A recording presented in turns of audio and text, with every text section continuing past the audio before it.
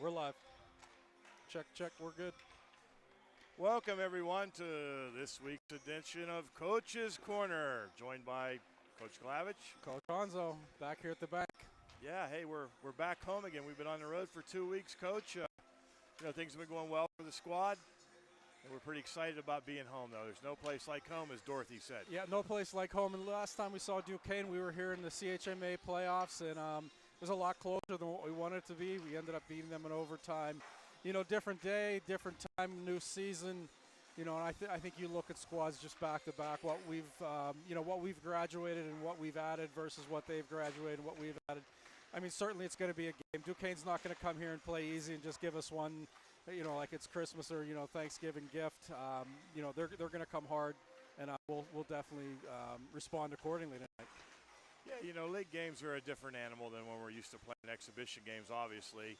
They mean 2 points. They solidify our national ranking as well as our league rankings. And, it's obvious to us that we got to be ready to play. These guys gave us one heck of a run last year in the semifinals.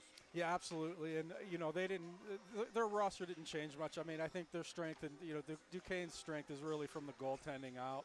And, you kind of take a look where we started and where we're at today. I think that we've understood how to play on our own end. We've understood how to take advantage of our speed. We're a transitional and possession team that has the ability to be physical and finish checks. But our bread and butter is our speed and our goal scoring. And, goaltending has been exceptional. Yeah, our identity obviously is we're an offensive hockey team. We're not going to kid ourselves. So, we've got some guys that are putting up really good numbers this point in the season. We look back about 6 weeks ago, 5 weeks ago, we were playing mediocre hockey. It's, I think, when we decided to make a change, turn the lineup upside down, if you will. Since then, we've gone 9-1, so we're on a little bit of a roll. We think we found where people really fit well in the lineup, up and down the lineup. So, let's talk a little bit about last weekend. William Patterson, hostile territory in New Jersey. Yep. Yeah. Who stood out to you? So first of all, you can't really talk about a two road win without mentioning goaltending. Both Gatesy and Stalls were. They made saves they shouldn't have and kept us in the game, and we kind of went into a lull. Forward-wise, Trent London has really been on fire. I mean, he's taken over the lead, and I can't call out one individual guy because we're moving like a machine right now. I mean, you can pick any one of the forwards out of the lineup, any one of the D, and say they've contributed in some way or another. I mean, some of it's not scoresy. You kind of think about face-offs, just quick passes out of the zone, all the little things that make a good hockey team, a great hockey team. We're doing right now, and I mean, we're fortunate to have a lineup that's top to bottom depth and just general good players. So we're fortunate. Yeah, we sure are. We look at Duquesne. Getting back to Duquesne tonight, they're not having a great start to the season right now. I think one of our biggest objectives is to keep our players with a mindset that they're going to come here to give us their best effort. So how do we look at this to not let our players have a letdown, if you will? So you know it as well as I do. We approach every game as it's, the first game of the season. Opponent is inconsequential. It's the color of their sweater. They know we know that they're coming into S&T Bank Arena to give us their best. So we just talk about the little things, and we worry about our game, not what they're going to do. And, I mean, that's been our mantra all along, and we take care of us, and the rest of it just takes care of itself. Yeah, I can't echo that sentiment anymore. So, Coach, it comes time in our segment now that we have to go to the mailbag. It's been a couple weeks, and we had 5 messages, and I cut them down. Let me go to the first one. This is from Blaine in Vegas, of all places. He says, Coach Honzo, we're ranked 31st in the ACHA. Can you just shortly explain what the path to nationals is? Because I'm just not clear on what the rankings are versus winning the CHMA. So obviously there's 2 paths for us to follow. The one that we most want to do is control our own destiny, being that if we win our CHMA League Championship, we get an automatic bid to St. Louis for nationals. The second option is to be in the top 20 at the end of the season, and that's done by computer rankings. Right now we're in the upper part of the league, but we've got a long way to go, and we think we can get to the top 15, even top 10 as we move forward. So it makes this game pretty important because it's a CHMA league game. Absolutely, so every game is a big one for us. It affects our rankings nationally. So the next one is kind of fun, so I selected this one. It's from Lisa in Pittsburgh. She says, coaches, I listen to the NHL on Sirius as well as Coach's Corner week to week.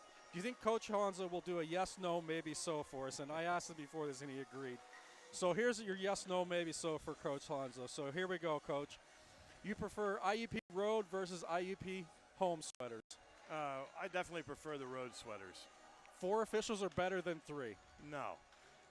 3 minutes is too early to go 6 on 5. No. Dunkin' Coffee is better than Timmy's. Absolutely not. All right, Coach. Thank you so much. Enjoy the broadcast, Enjoy the folks. broadcast, Let's go, guys. Hawks. Thank you.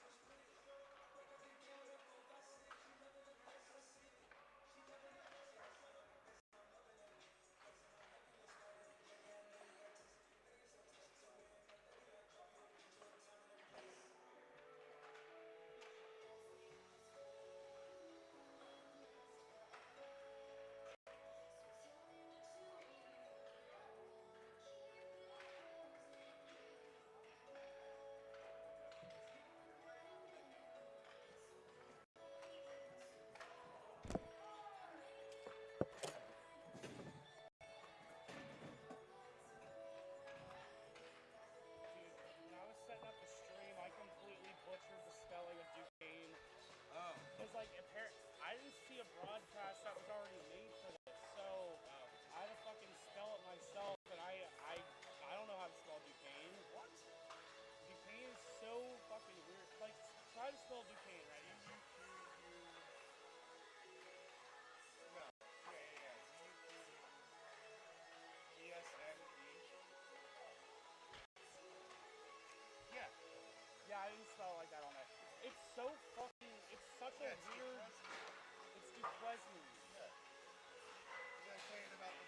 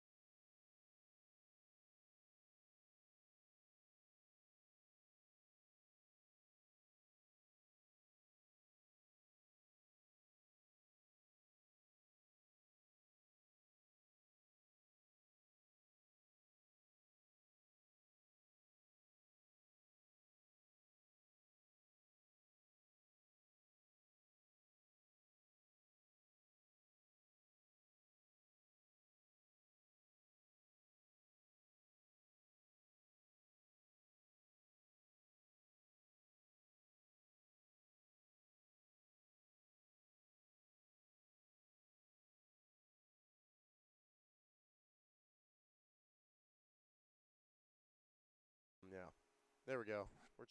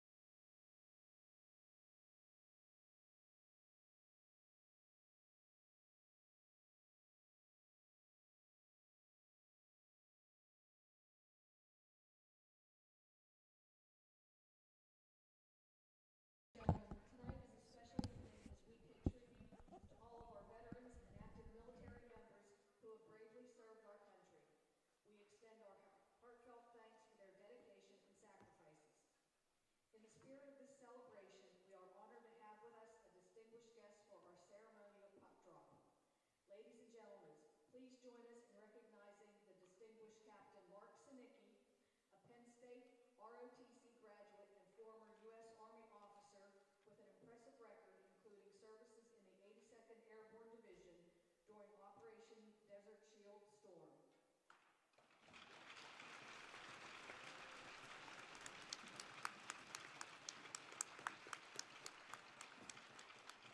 Captain Sinicki has received multiple prestigious awards, including the U.S. Army Meritorious Service Medal 3 times, Army Commendation twice, and Army Achievement 3 times, among others. After a decade of dedicated service, Captain Sinicki transitioned to civilian life, where he built a successful career with ExxonMobil. He resides in Butler, PA, with his wife Tavia and their 3 children, Paige, Bailey, and Blake. Blake is currently a sophomore and starting defenseman for the IUP Crimson Hawks. He promised his father a goal tonight to help him celebrate Veterans Day. Claire Stewart and Ronnie Wang will be performing tonight's national anthem. Claire is a 10th grade student and has been playing the cello for 9 years. She studies under Sarah Farrell and is a member of the Three Rivers Young People's Orchestra. Ronnie is a senior and has been playing the violin for 10 years. He is a member of the Pittsburgh Youth Symphony Orchestra. Tonight's flag skaters are Colton Meese, Jackson Smith, Landon Show, Jackson Schaefer, Jace Myers, and Olivia Scott. Would you please rise, remove your hats for the playing of the national anthem.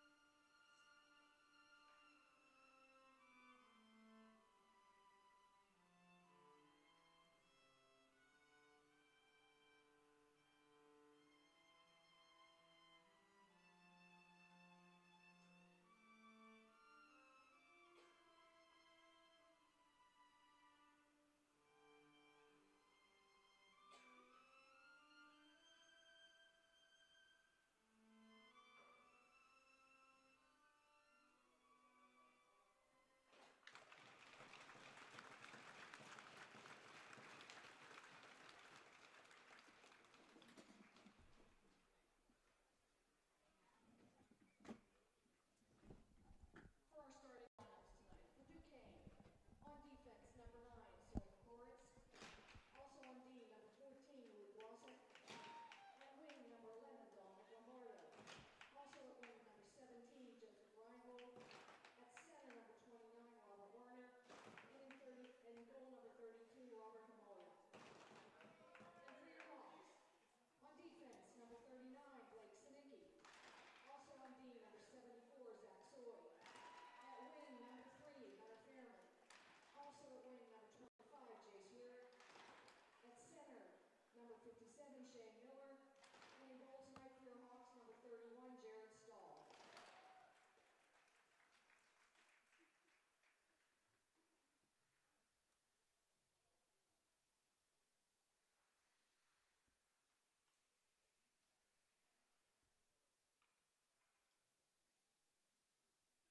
Captains at center ice, please, for the ceremonial puck drop.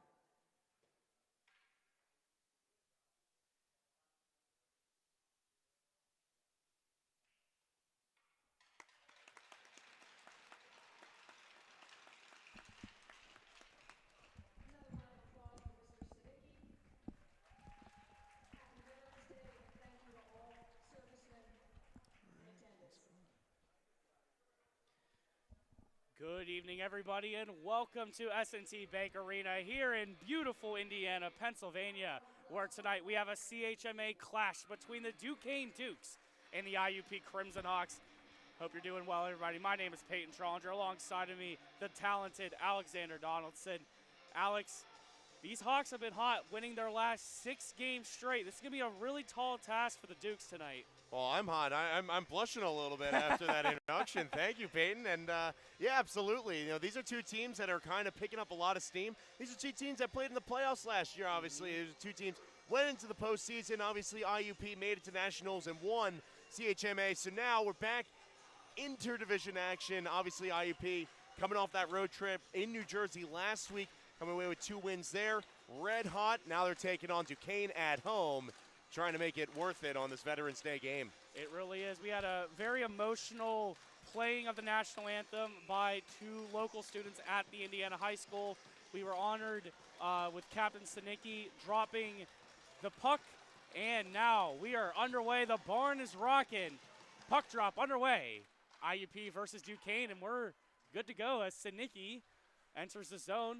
Son of Captain Sinicki was able to win back the draw. But here's Hunter Fairman. He's red hot as well. Going over to Jace Rearick on the side, sends it down. Miller takes a bump, and Duquesne's going to try to exit their zone. It's Werner pulling a move at middle ice, and good move by Shane Miller to knock him off the puck there, and Duquesne's already going for a quick change. Yeah, good opening shift for the Crimson Hawks, keeping it in the offensive zone. You see they're just trying to get it past the neutral zone. Now here's Engels.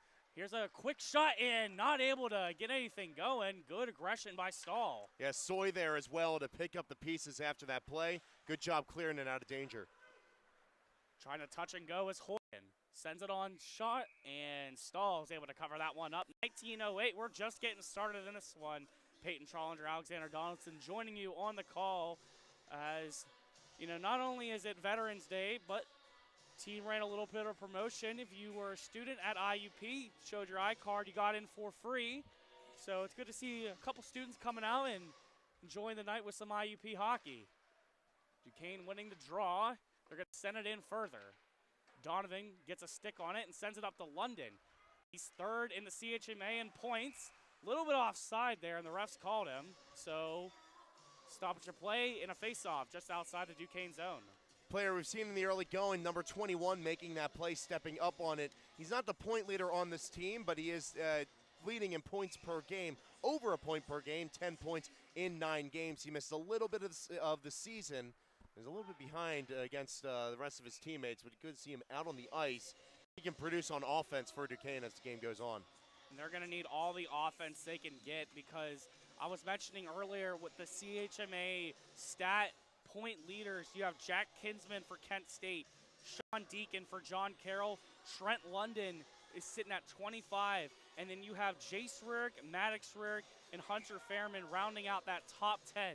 So it's going to be a lot of offense for Duquesne to handle, and they're going to have to try to contain it. Yeah, and defense has been a question mark so far this season. IUP's a high-powered offense, as you said, multiple players in the top 10, even top 5 in terms of points in the division, and so they'll certainly be continuing to pour the offense on against Duquesne and, well, prove their program's worth. So picked off by Donovan. He'll send it back in. Maddox Rearick on the forecheck. Now quick pass to London. He wasn't able to control it. Now here's Kyle Ziemba up to London. London looks over his options. Pull this to trigger and a little bit wide. Now Ziemba blocked by the ref. He'll send it down further. Picked up by Duquesne. They're going to exit the zone. And they attempted to get the pass to his teammate, but that one's going to be sent down the ice for an icing, and a tired group of Dukes out there. Scoreless so far. In fact, only 1 shot in the game. However, we'll say I do like the puck movement by both teams, and both teams looking very intentional as they're moving around, going through the cycles, moving up the wing, and not too many shots on goal, not too many high percentage opportunities so far, and it's exactly what you would expect in a divisional game. Johnson on the forecheck, couldn't get it. Now Duquesne sends it up, getting that pass to Larvich, trapped in a neutral zone. Now back the other way with some speed is Justin Metrick racing for the puck. Getting there first is Courts for Duquesne. Johnston forechecks it out though. A battle along the corner boards. Here's Metrick. Quick pass in front to Johnson. Couldn't get a stick on the ice. Just hesitated a little bit too much on that centering pass. Johnson swallowed up by pressure. He just couldn't get that clean shot off. Nearly a huge opportunity for IUP. Here's Wes Cack exiting the zone and gaining the red. That one not going to be icing. Duquesne gets there first. Body along the boards by Dunham, and IUP transitions. Malloy, little trouble picking up that pass, but he'll reset. Malloy's a player coming out of New Jersey. He had 2 great games back-to-back, certainly looking to build on his momentum. In fact, he leads the division in game-winning goals with 3. You want to talk about clutch performers, Chase Malloy's your guy. Exiting the zone is Lloyd. He'll dump that one into IUP territory. Sinicki passes back to Soy. Soy loses an edge and Stahl's there to cover it up. Job by Stahl. Hasn't been tested too much in the early going and just jumps on that one to slow it down in the defensive zone. And we haven't seen Duquesne passing too much on offense. They really haven't been able to find the lanes in the offensive zone. And now they'll have an offensive zone draw. See if they can get possession off of IUP. So Duquesne still keeping the puck in the end. Sinicki or Soy puts a jab on. Shot from the point, that one deflected by Stahl. Duquesne still battling along that near side corner board. IUP comes away with it, and they're going to send it to the neutral zone to Richie Wild. Wild puts a shot on, gloved away by Lama, and not able to cover it, though. Yeah, I don't know that he knew where it was necessarily. Boker was in the area looking for the scraps. Good forechecking by IUP. They can make you pay on those weird rebounds. They really can. They have a very powerful shot, and they're not afraid. Now here's Boker off the turnover. He misses the net on that one. Here's Donovan. He'll dump it down further for Boker. Slowed up. Rierick attempting to jab that puck free. Duquesne exiting the zone. They're trying desperately to get out of their end, but having little difficulties here with this IUP forecheck. Yeah, Colin Moore, one of the better defensemen on this Duquesne team, didn't have a stick. IUP just couldn't capitalize. Duquesne did a great job at realizing one of their defenders was without the stick, and they kept the puck away from the white jerseys. Now here's Rierick holding off his man, protecting that puck. Pass out in front. He scores. Hunter Fairman strikes first, and what a beauty of a shot. What an entrance into the zone. Rierick saw that the entire way, pickpocketed his man, moved his way around 3 defenders in the offensive zone, found enough separation to get that pass across, and Fairman with a slam dunk from the slot to make it 1-0. That's some pretty passing there by IUP's top line. And you want to tell you what, this top unit, they have so much chemistry together. That combination of Rierick, Fairman, and Miller, it just works wonders, and it cashes in once again for the Hawks. Goal scored at 15:35 in the first as Jace Rierick is looking for another one. Yeah, forced another turnover in the offensive zone. Just couldn't get the pass to a white jersey, and it clears all the way down. Donovan banks it off the boards. That one's sent in. Donovan pins his man. Picked up by Miller. He loses an edge. Now Fairman flips that puck out. Kept in by Duquesne. Setting that puck further in the zone is going to be Modalo. And he loses it. Now Fairman couldn't get a full stick on it. Duquesne sets up in the neutral zone. Sticked up, but Modalo. Duquesne having a really difficult time getting in the IUP zone, Alex. Yeah, IUP's defense doing a great job pressing to the outside and forcing that puck back into the neutral zone where they can start rushes like this. Now here's Rierick down low. Loses the puck by Duquesne defender, and the Dukes are out. Now picked off by Rierick in the neutral zone.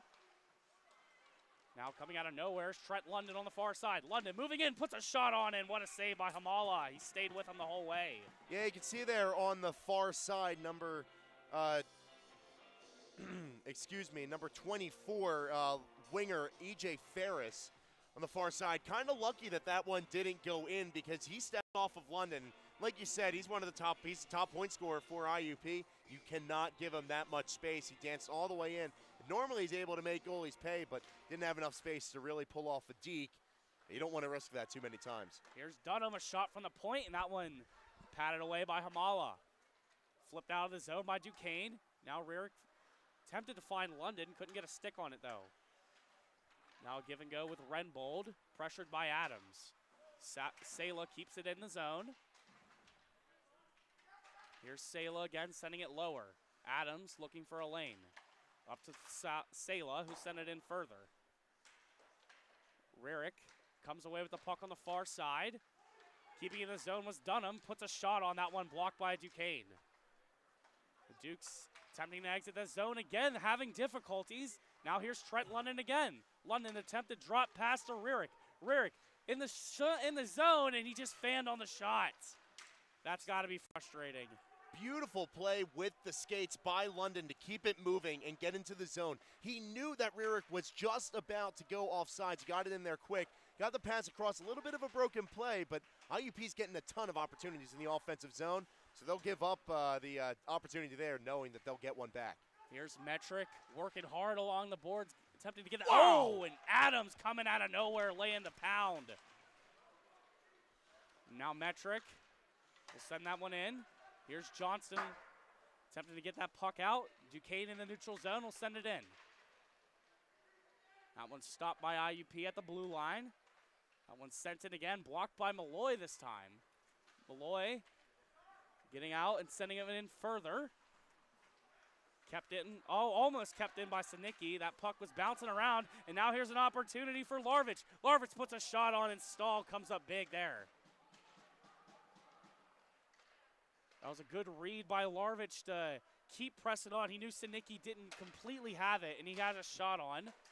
Johnston with his shot blocked. Now here's Malloy. Malloy puts a move on, dances, he loses the puck. Malloy still forechecking, gets it out to Johnston. Johnston, high slot shot. That one's saved by Hamala. Nice shot up high. Johnson's normally the guy in front of the net, though, so easy save made with nobody in front. Now behind his net is Butler, looking for some options. That one picked off by Ziemba in neutral ice. Now Winsky to reset. Clean pass to Richie Wild. Wild drop pass to Boker, puts a shot on. That one into the chest of Hamala. Beautifully designed play, getting all three forwards involved there. That beautiful pass to Wild to enter the zone. Drop pass off, and the shot swallowed up pretty quickly. And now we're 8 minutes into the first period, and I actually want to make an observation of the game. Duquesne has yet to complete a pass in the IUP zone. I've been watching it all game, and they have yet to complete a pass all the way across without IUP interfering in between. So their offense really unable to fire, and it's been all IUP in the early going. They've been very aggressive. We know this is an aggressive team on and off the puck, and tonight's really showing it. Here's Pontello. It's intercepted by Winsky. Quick pass to Wild, and that one blocked in traffic, and what a play by Colin Moore to lay out the body. Yeah, I don't know if they're going to make the call here that he covered it with his hand or was trying to jump off it. Either way, a very weird bounce off the stanchion. We'll take this opportunity to highlight the upcoming event on December 2nd, the 4th annual Teddy Bear Toss at S&T Bank Arena. Bring new stuffed animals. The team will donate the stuffed animals to IRMC and the pediatric patients there. Wild, that one blockered into the roof. And that will be on December 2nd in IUP. We're going to get another win then. It's the first game of the December months. It's already winter here in Indiana. Yeah. It's getting cold outside. It's been getting cold. It's only snowed about one time here, but it feels like it should be a lot. It's getting pretty chilly out there. On the tie-up, Duquesne comes away with it. Sending that one up to the captain. That's Drew Palmer. He loses the puck, and offside's going to be the call. It was actually an intentional offsides there by Palmer. He saw Miller had the edge on him going the other way. If he didn't touch that puck, because he knew, hey, if I touch it, it's going to be an offsides. But if he let it go, Miller had a straightaway one-on-one going the other way, and Shane Miller's another guy. He has 2 game-winning goals, and he's second in the division in that category, which is a crazy stat. But he knew he had him going the other way, took that offside call. IUP wins a face-off, though, anyway. Here's Rierick sending up to Ziemba. Ziemba gets it to Rierick. That one he couldn't control. Donovan back down to Rierick. Rierick over to Fairman. That one picked off, but here's Fairman again. Fairman on the backhand. Bank pass to Rierick. Puts a shot on, deflected by Donovan wide. Here's Miller. Drop pass to Fairman. Fairman attempted to get that pass into the slot, and Miller wasn't there. Now back the other way with some speed is Duquesne. It's Lombardo. And that one whistled dead. Not sure if that might have hit the stanchion, offside, or something. And it'll be offside. It'll come back to the neutral zone for the face-off. And again, adds to Duquesne's night, struggling to get into the IUP zone. They've still had 3 shots against Stahl, and so he's had to be prepared as they have come at seemingly random times. They just really haven't been able to set up and get a ton of pressure. And here's a lead pass to Trent London. He's taken down, and we might be seeing a penalty shot because that was a breakaway chance and London was taken down, but So because London did not have the separation on the defender, it will just be a penalty as the referee signals a hooking call, and we'll see IUP's power play unit for the first time today.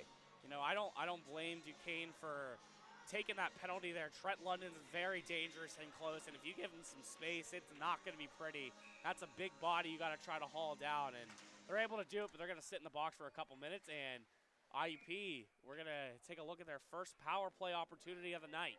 Yeah, and you see London out there is going to start on this first power play unit, and you know, on those big breaks, he came right off the bench, so he's another fresh guy out there. This is a potent offense out there. You have both Riericks at the points, 5 forwards out there for IUP on this power play. Here's London off the Jace Rierick. This is a different look, like you said, 5 forwards on the power play.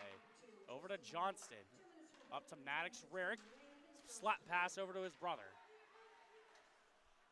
And Duquesne with a very clutch clear, and they're going to send some new bodies over the boards. Yeah, that slap pass normally works, but it was a little too hot to handle. It took a weird bounce off the ice over the stick.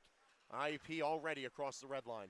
Now here's London, over to Jace Rierick, puts a shot on, and Amala's there, and the puck is still bouncing around and finally covered up. And I think Rierick thought about putting it on the backhand and giving a tug. He just took the shot instead. And it makes sense trying to get the whistle early, get set back into the zone, because IUP will take this whistle. And while it does clear off a couple seconds from the clock, you're able to get fully reset, get the right guys on the ice, and obviously coming off of a clear, coming back in the zone, now they can set up off the face-off, in which they have been dominant tonight. Now here's Jace Rierick with some space, and he picks the spot and doesn't miss. It's 2-0 IUP. And that is something you just have to look at the penalty killers and wonder what was going on in that play. Jace Rierick completely alone at the top of the left face-off circle. I think they were expecting that he was going to cut to the net, but he just played off of him, and he had plenty of time to pick his spot one-on-one with the goalie. He got a top shooter like Rierick. It's tough to make that stop, and IUP converts on their first power play opportunity. Indeed they do, and what a pass by Maddox Rierick, able to find his brother Jace Rierick completely on an island, and he just doesn't miss that time. Yeah, from like Ovechkin's office in that area. And obviously not the one-timer, but normally you take one-timers from there because you have a ton of pressure. There, just none, and with a skate under the arm of Sinicki, I don't know if there will be a call. There will be. Penalty coming up against IUP, it looks like.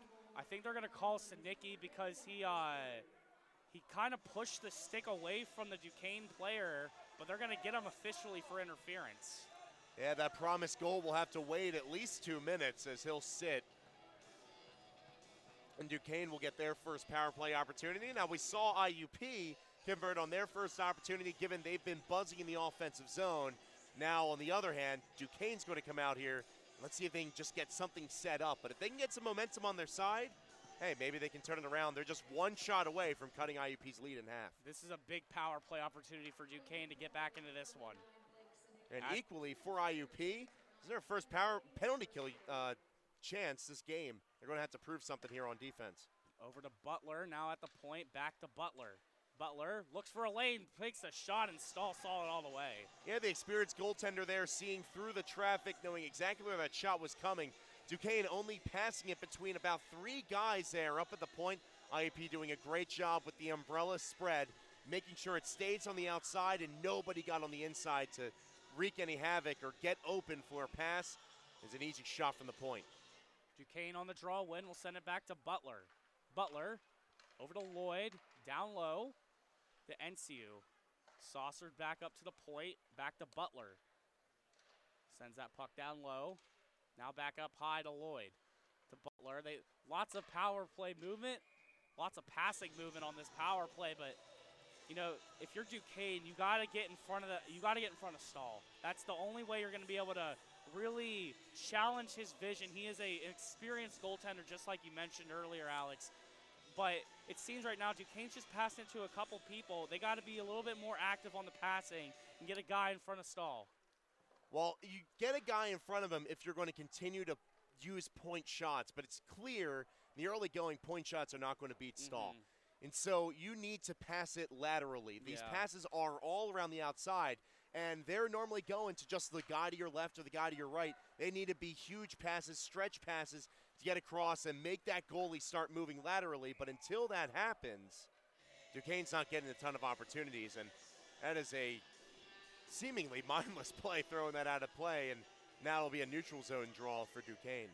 Well, honestly, I would kind of chalk that one up to just the structure of S&T Bank Arena. It's a pretty unique arena. The roof is pretty low, and usually the boards are a little higher. And even then, that was going to the bench. Yeah. I mean, if it clears the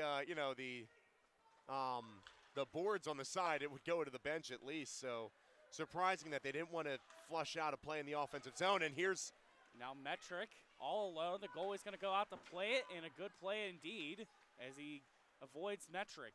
Now up the ice quickly, takes a shot on that one, still loose, and IUP's able to clear it down the ice. 35 seconds to go in the power play, 7:45 to go in the first period. And I don't want to single out any players. Obviously, the New Jersey road trip, some players could have played better, and part of the conversation was Zach Soy, the captain of this defense. He's playing very well out there. He's had already 2 rebounds thrown away and another one there. He saved a high opportunity as that puck came out to an open net, and he's the one that swiped it away. Great job by the captain, playing a lot better in this game. You know, you want your defenseman to produce, but I would rather take the defensive production all day over points, because that's your main job, is to make sure the back end is secure. And it's a lot easier to say that up 2 goals. So, even strike. Now here's London on the breakaway, puts a shot through! And what a stop by Hamala. London attempted 5-hole, and he closes the wickets on that one.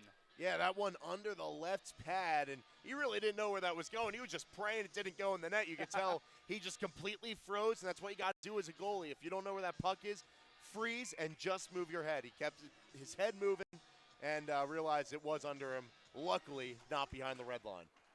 Draw one back to Donovan. Sends that one down low to Adams. Couldn't control it.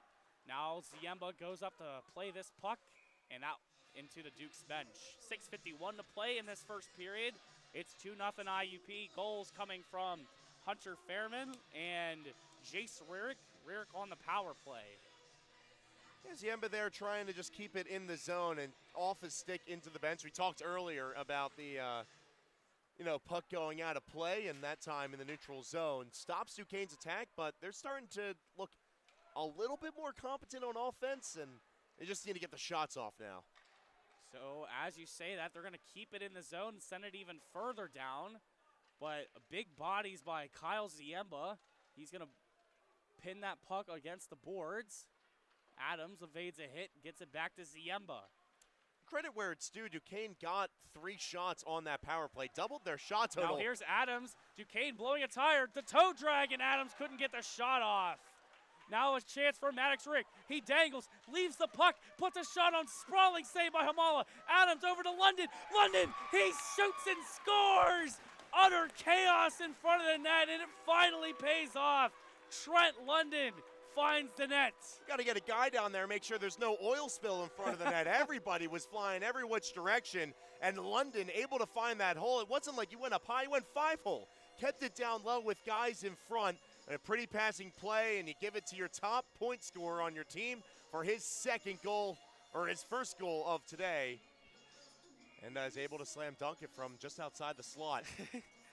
Yeah, I mean, that whole play started, Adams entered the zone, and the Duquesne defender just blew the tire, and he was able to get a really quality shot off. Then Maddox Rick, sticks and bodies flying everywhere.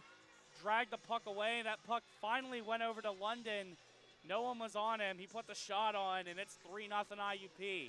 Obviously, Duquesne coming into this game, you're looking at their defensive play, and a lot of these fire drills is what you normally hear, and just like that, bouncing puck, they haven't been controlling them well in their own zone. That's going to be something they need to clean up before the end of this period. Now a breakout to Simone. Puts a shot on that one. Gloved away by Stahl. Puck still free. Cleared out by Miller.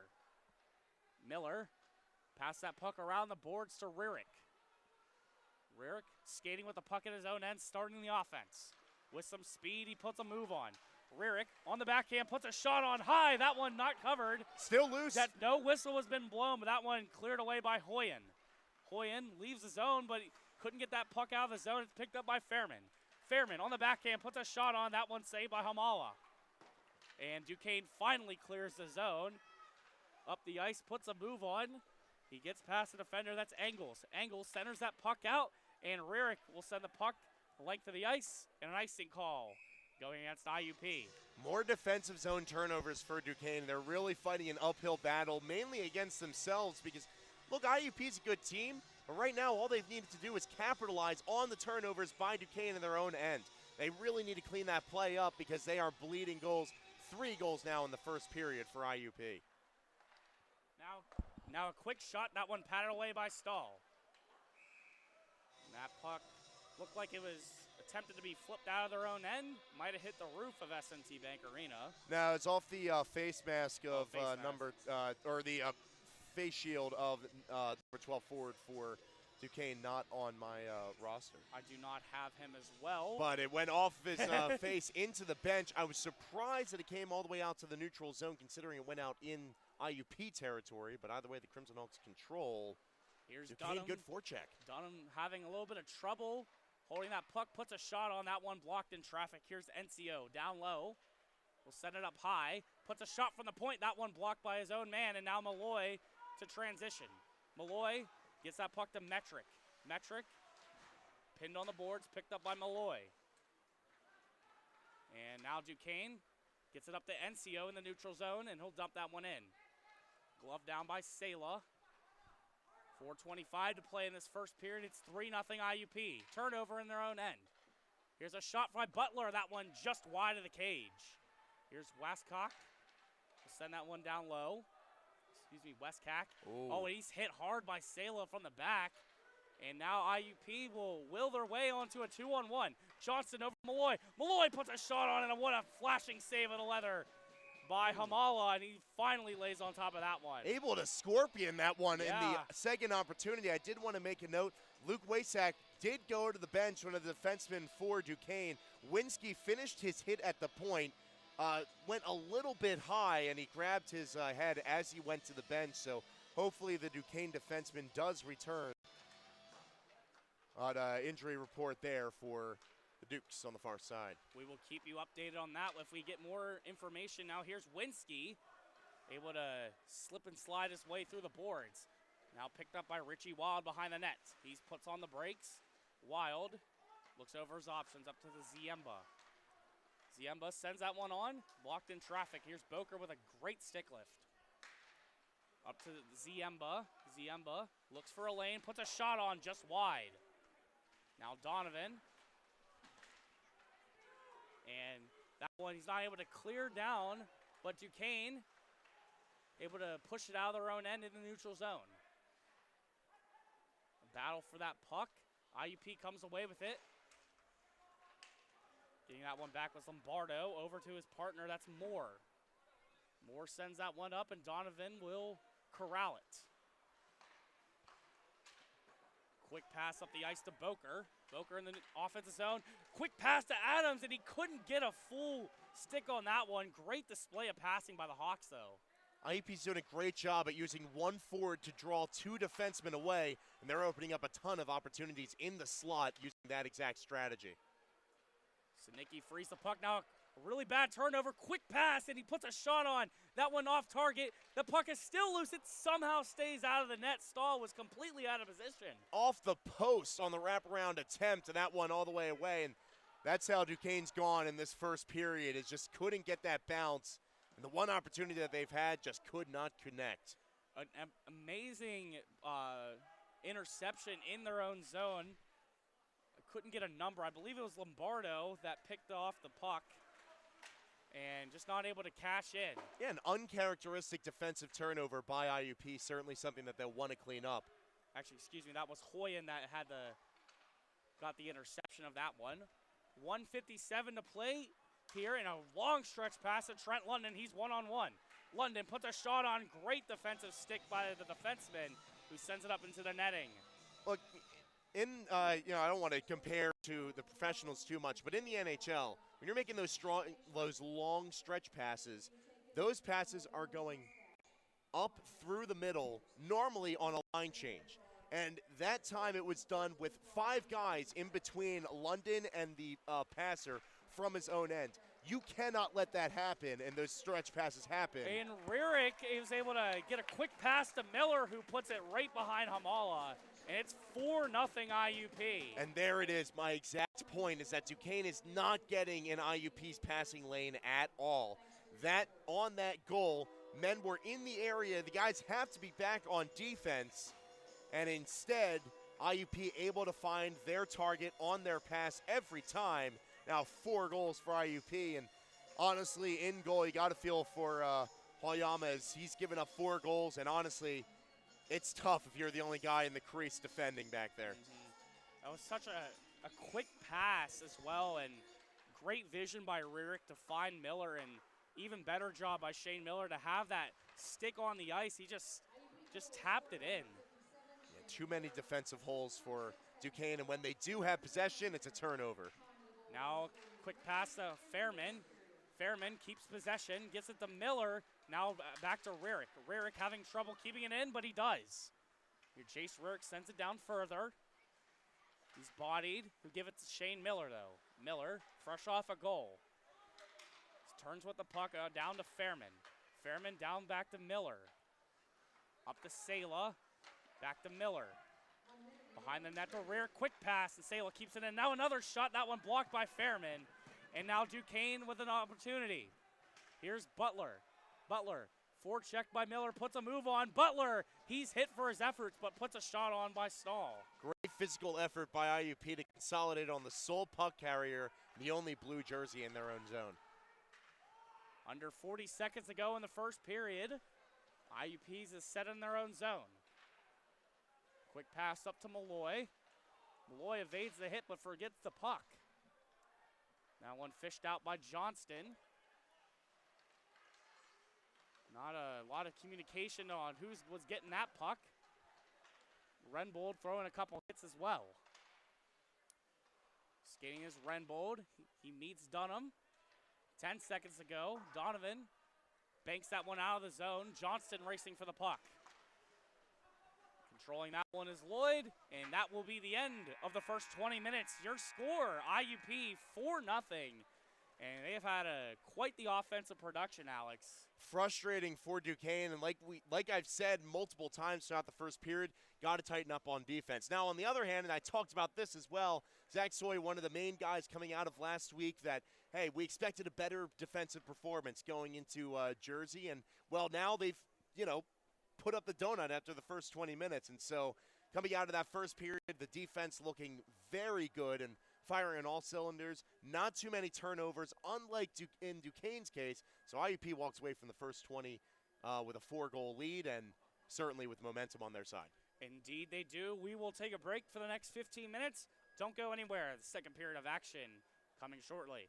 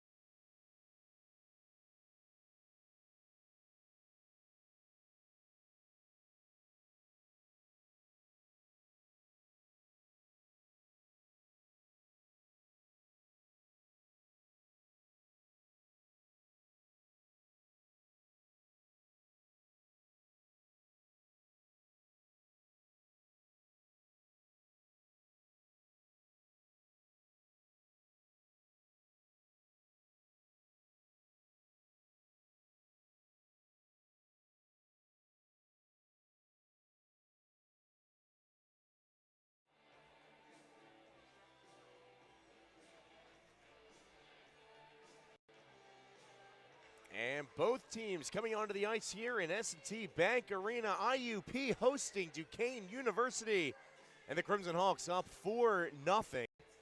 Alex Donaldson, color commentator for today's game. And after the first period, IUP leads in the shot department as well, 16-9. As they also lead on the scoreboard 4-0. I'm joined by our play-by-play commentator, Peyton Trollinger. Above the ice here at S&T Bank Arena. Now it's been 2 weeks since IUP has been on home ice. And now they lead 4-0 after their first 20 minutes. And again, 2 weeks back at home and pleasing their home fans on this Veterans Day game. IUP up 4-0 after the first 20 minutes. As it's Miller in the face-off circle to win it for IUP. And puck drop underway. My apologies for my tardiness. I was waiting for some nutrition. These lovely chicken tenders by the S&T Bank food staff. Busy Appreciate day? them. Yeah, they're extremely busy, but they're doing a great job. There's only 2 of them over there, so I give them a lot of props. As Stahl will keep this one in play and give it over to Sinicki. Fairman attempting to break out. Saucers that one up to Soy. Soy, now Miller in the offensive zone. Miller forced off the puck. He'll give it to Rarick. Back down low to Fairman. Turned over. Now Miller getting that puck out. Oh, Sinicki almost had it. He had a wide open lane to the net. He just couldn't get it. And Stahl launches that puck into the net. 19:06 to play. Airmails that one just over the penalty box and evading the danger. 2-on-0 coming the other way. IUP's defense playing a little bit too aggressive, and we've seen this normally. IUP, even though they lead after the 1 period, come out with equal aggression and brings it to the table, bringing it up, and now the defense pressing there on offense, and rebound comes out. Bad bounce, Duquesne the other way. They're just unable to convert on their scoring chances as they've had for most of this game so far. Puck trickles out to the neutral zone. Sinicki settles that one down. Like you said, Alex, he had a really good opportunity. He really is trying to get that goal for his dad. But now back the other way, Duquesne, and an easy glove save by Stahl. Yeah, shot coming in from Alex Golden. We look at the stat sheet so far on the season. 3 goals, no assists, and that time looking up high right into the glove of Jarrett Stahl. Only their 10th shot of the game. Like I said, when we opened this one, IUP's led 16-10 in that shot department, as IUP's really been dominant so far today. Yeah, if Duquesne's going to want to get back into this game, they're going to need to have a little bit more movement in the offensive zone, get some bodies in front of Stahl, and give him, really test him, throw some shots on net, get those rebounds. And we've already seen a couple times this game, IUP capitalizing on the rebound game. Now here's a 3-on-0 back the other way. Quick pass, and Stahl's over there with the pad. Beautiful poke check by Stahl to get that stick out there, playing it aggressive where he needed to. Keep it away. Puts another shot on, and Stahl's able to cover that one up. So you said earlier, and you talked about IUP swallowing up Duquesne and how Duquesne needs to get more shots off and get the passes off. And I was just about to say, that starts in the neutral zone, and we saw it on that last opportunity. It was a weird bounce that entered IUP's zone. Duquesne had numbers. That's the 2nd time this period already that they've had an odd man opportunity in their favor. But again, that battle starts in the neutral zone. They need to start completing passes in traffic and then convert that in the offensive zone. So a little bit of a adjustment here in the faceoff circle. Never seen anybody take their gloves off like that. Maybe they're a little too hot in there. The most polite way to drop your gloves at a faceoff, right? Yeah. Now here's Sela into the neutral zone. That one turned over by Moore. Back the other way, though, is Malloy. Malloy protecting that puck very well. He's forced out on the outside.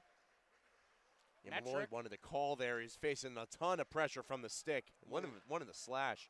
Malloy trying to send that one up to Dunham, but he couldn't hold on to that one. No icing going to be here. Dunham behind the net. Great forecheck by Duquesne. They seem a lot more aggressive at the opening of this 2nd period. And there's that spot again on the ice. Another man goes down in front of the left goal. Now here's a move. Great defensive play by Sela to knock him off the puck. Now in deep is Ferris. Turned over by Malloy. Malloy will send that one deep looking for Metric.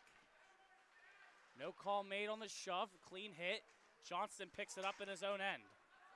Facing a really nice forecheck by George. Neutral zone. Controlling that one is Larvich. Up the ice to George. George stops. Oh, he couldn't get the slot pass he wanted. Just fanned on it. Boker up the ice. Metric gets a stick on it. Quick change for IUP as Metric will keep it in the zone. That puck cleared out by Duquesne. Sinicki will dump that one in the zone. Lots of weird bounces so far in the second period, and it happened in the first period. I think we just attributed to fatigue and just preparedness, but the puck bouncing everywhere on the left side of the screen, now in IUP's defensive zone. Here's Soy pinned on the boards by Duquesne. Battle for the puck. IUP comes away with it. It's Winsky. Give and go with Wild. Wild entering the zone, puts a shot on. That one blocked by Leroux. Leroux giving that puck off to his teammate, but that one kept in the zone by Soy. Soy sends it down low. Winsky to get it. Bat that one off into the corner boards. Attempted clear. Sinicki does keep it in this time. He fanned on the puck, and now here's an opportunity for Duquesne. He couldn't settle the puck down. Quick shot, and that one just wide of Stahl. Beautiful play by Wild to come back and use the stick to break up the shot. Couldn't get the clean one off. Now IUP the other way. Now here's Boker with a try. That one wide. Went behind the goalie, but not past the net, right in that blue paint. Yeah, weird bounce in between the post and the right skate. Now here's Jace Rick. Gets it past him, and it looked like it was almost like a fake Michigan. He passed that puck right into the slot, and that one covered up by the goalie. 24 to go in the second period. That's a great observation. You're saying the fake Michigan, and I know that's a huge buzzword right now. It's a trend in hockey, but honestly, IUP this game, if there's a 50-50 puck or a chance for them to make the deke, they're not making it. The Duquesne defenders are moving out of the way and not playing the puck. They're anticipating way too much, and IUP is doing a great job at slowing the play down, and just like there, letting it go a little bit and try to get a bounce in their favor. So skating with the puck in his own end is Modalo. Sending it down low, Stahl to play it. Gets a little stick on it. Over to Fairman, who will clear the zone. Sent in by Duquesne. On the forecheck is Golden. Picked off by Donovan. Quick move by Rarick in his own end. Quick pass to Fairman. Fairman finds Miller. Miller forced off the puck, and that one just a little wide of the nets. Here's Rarick at the point, and will send it down further. Getting there is Moore. He's pinned on the boards by Miller. This first line for IUP has been buzzing. Now Ziemba with a shot and the point. Another try, that one wide. Fairman attempted to keep that one in the zone. Now back the other way is Duquesne. Here on the far side, that one blockered away into the netting by Stahl and a stoppage of play. Yeah, the Dukes are able to squeak out a shot on a little bit of a more broken opportunity, but it looks like IUP this game has just been faster to the puck. They're using their body strength and speed to get in front of the blue jerseys and get between the man and the puck and take possession for themselves. IUP's just really dominated on home ice. So Duquesne on the draw win. Puts a shot on that one, blocked in traffic. Now back the other way is Trent London. London, he breaks away, puts some speed on, and that one just a little wide of the nets. London got on his horse there, saw that drop pass come and started to get those legs moving. He's a big guy out there, and once he gets those motors going, it can be a good night. Trying to take that one to the house, ended up taking the shot off the goalie, and a nice save. Duquesne's done well to respond to IUP's offense in the second period as they've held the shutout in the second frame. Now here's Soy on the drop pass. Attempted to pass that one out into slot. That one picked off by Duquesne. London bats that one away, but Duquesne comes away with it. Duquesne puts a shot on. Great stick block by Eric Dennis. Now he gets that one up to Soy, playing a little bit of offense. Zach Soy on the drop pass. He's taken down. Delayed penalty against Duquesne.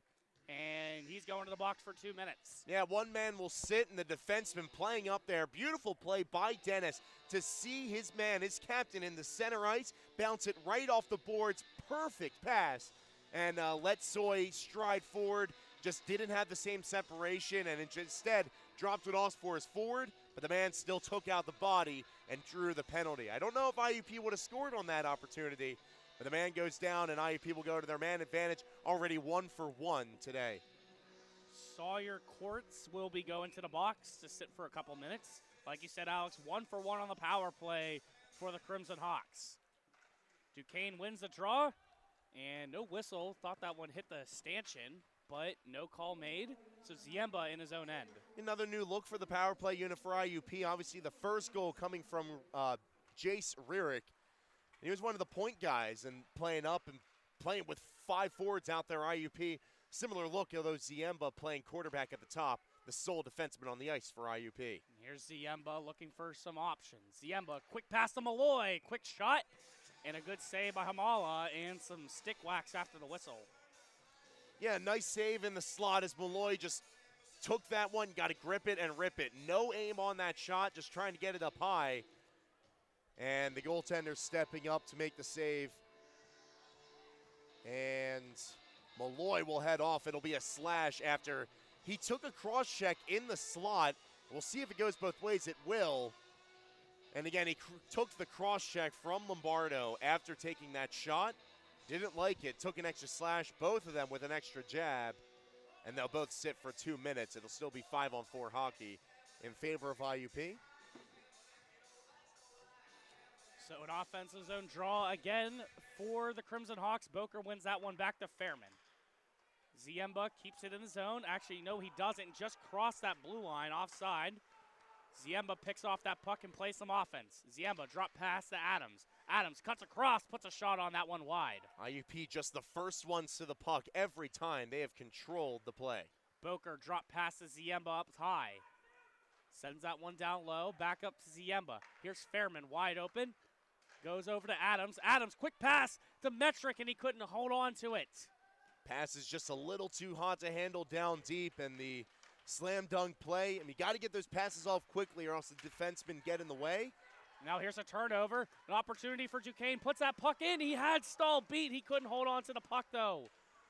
Great read of the puck by Hoyen, getting that puck to Engels, and Engels just could not keep control of that one and get the shorty. So a long pass there by Rierick, a little bit wayward, and that'll result in icing. So IUP will have 38 seconds to get up the ice and get set, remaining in their power play. We'll take this opportunity to talk about the Movember Mustache standings. So far, Connor Winsky leading the way, collecting $70 for his Movember campaign. Second place, Eric Dennis with 40. Evan Sela, 25 in third, and then tied for fourth, Ziemba and Miller, both with $5. That fundraiser will be going until the 2nd of December when the Teddy Bear Toss will be. Of course, all proceeds donated will be sent to the Western PA Veterans Relief Fund this November. IUP being very active with their support of the veterans, and you love to see it. IUP giving a great performance, again, on the Veterans Day game. Now here's Rierick cutting up into the offensive zone. Holds that puck, leaves it out in front. Johnson, the only one to see it, puts a shot on, and that one blocked away, and the whistle was blown. Poor puck awareness by the Dukes in their own end again, and I think this faceoff will come out of the zone. It will. They just lost track of the...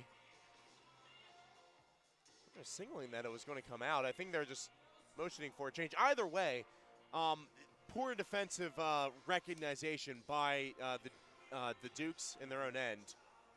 And that could have resulted in another goal as that puck was just sitting on the doorstep in the slot. Fanning on the shot was Dunham. Puts his stick away. Now a 2-on-1, 3-on-1 if they hurry. Great defense by Richie Wild to get back and get a stick on it. Wild has played a great two-way game. That's another opportunity. He's come back to stop from his forward position. Just passing the 11-minute mark of this one. Back to even strength we are. It's 4-0 IUP. Duquesne sends that one further in the zone. Here's Richie Watt on the boards. He'll give it up to Boker. Boker loses it over to Dunham. Dennis can't handle the pass. Yeah, this is a mismatch out here. Duquesne's top line out here against IUP's more defensive players, and they're struggling to get out of their zone right now. And Eric Dennis cannot clear that puck. Now an opportunity. He's all alone with the goalie. Stahl with a great poke check. Another save. Split save by Stahl, and he's having some fighting words down there. From the slot, that snapshot came off at 90 miles an hour. Literally, I blinked, and the puck was at the pads of Stahl. Getting that opportunity was number 11 for Dominic Lombardo, and he has certainly been an active player for Duquesne, the native of Elkins Park, Pennsylvania, all the way from the east side. And coming down the slot, barreling down, taking that snap right off the left pad of Stahl, and you're just hoping it hits you if you're the goalie in that situation. Duquesne unlucky again in that area of the ice, just can't win the puck battle. And the bounce going in IUP's favor. Good job by Dennis, too, to break that one up and stay in front, possibly getting a piece of that shot on its way in. Now up the ice to Adams. He's bodied off the puck. Now in neutral ice, Duquesne sends it down. The Dukes have been doing a phenomenal job this second period to just be aware of their shortcomings and playing in the IUP zone. They've gotten a lot more shots this period, and they've really been testing Stahl, as we saw in that last spectacular save. And you know, I don't even know how he stopped that. He just got a leg out there, and Duquesne just could not elevate that puck and there. Most of the momentum has come from that last penalty kill for Duquesne. They came out there, killed off IUP's power play, which was 1-for-1. They've had most of the puck possession since. Now here's London with a try, and that one gobbled up by the goalie. And there you go. You send your top line out there to get pressure on the other end of the ice. That's exactly what they did. IUP hemmed in their own zone for a little bit, and now you get, again, your top guys out there to get the puck down the ice quickly, get a scoring opportunity, and send it to the faceoff circle where IUP has dominated so far. Maddox Rurick on the draw, 9:50 to play in the second period. One back to Sinicki. Sinicki sends that puck down low, but not fully. Battle along the boards. Duquesne comes away with it, exiting the zone. Quick pass, and Duquesne will wrap it around the boards. Sinicki pinned on the boards. Trying to jab that puck free. London comes away with it. Protects that puck from the oncoming forecheck by Ethan George. Sinicki sends that one to the neutral zone, and Duquesne sends it back. Clapped right back into the zone. Duquesne trying to adopt a dump and chase style of hockey and create chaos in the offensive zone. They've done it in the second period, but they haven't converted. And here's the aggressiveness coming back on them. Maddox Rurick with a good shot. And an even better stick block by Brian Butler, the native from Warminster, Pennsylvania. It's another one, east side of the state. That's about a 2-minute drive from my hometown of Horsham. But, yeah, they're taking an extra shot afterwards, too. You can tell the Dukes in the second period, over the last 4 minutes and since their penalty kill, they've been a lot more bold, throwing around the body, throwing the puck down, making big plays, and really starting to use their legs. They've been bunched up in the middle of the ice. They're starting to spread out, and so while they haven't gotten on the score sheet yet, the Dukes are looking a lot better on offense, and they're starting to complete some nice passes. And they've been catching the IUP defense off guard on a couple of tries there. And, you know, the Crimson Hawks, they have to be ready to pounce. Even though they have the 4-goal lead, you still have to do your job defensively. Yeah, part of the reason IUP has a 4-point lead or a 4-goal lead is because they have used their physicality and their speed against the Dukes. Now here's an opportunity for Duquesne on the backhand, and he finds the back of the net. 5-hole on Stahl. It's Joseph Renbold, and he makes it 4-1. And I was just talking about using the speed. Now Duquesne has adopted that as part of their style of play. Renbold coming through, putting it on the backhand, and as a goalie, you have to move laterally, opening up the 5-hole. Stahl knew it immediately, put his glove behind, but that puck already across the red line, and the winger puts it in to get 1 goal back and start chipping away at IUP's lead.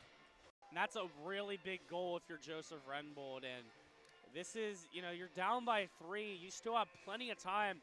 Only 8:35 left to play in the second, but an entire third period to go. So if you're Duquesne, you keep playing aggressive like that, you have a chance to really cut back into the lead even more to 2, and then before you know it, 1-goal lead, and you never know, might tie it up here. Well, Renbold last season, he was one of the core contributors for this Duquesne offense.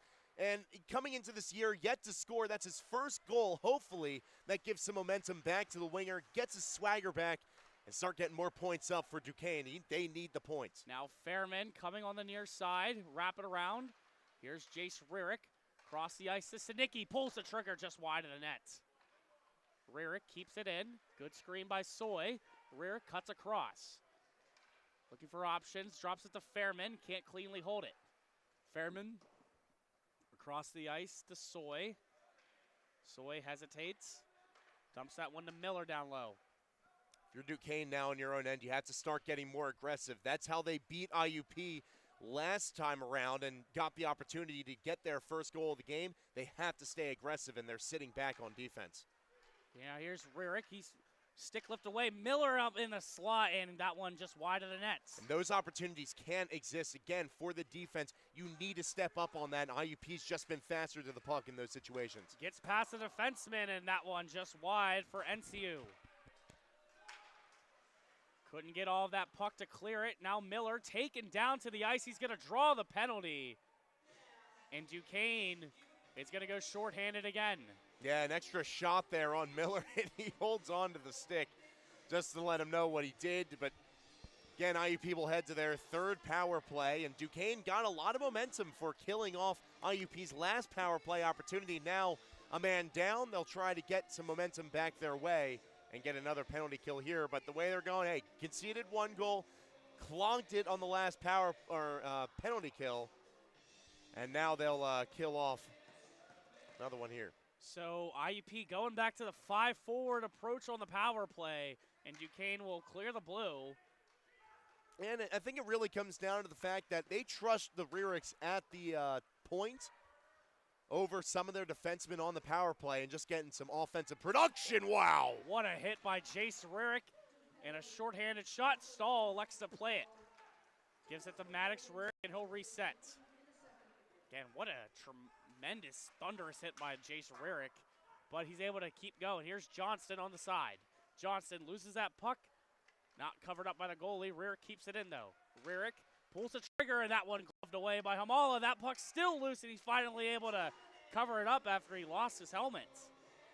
Yeah, credit where it's due. Holyama has faced some big shots in the second period and making saves, and so far not giving up any points in the second frame, as both offenses have been starting to heat up a little bit. London will head off.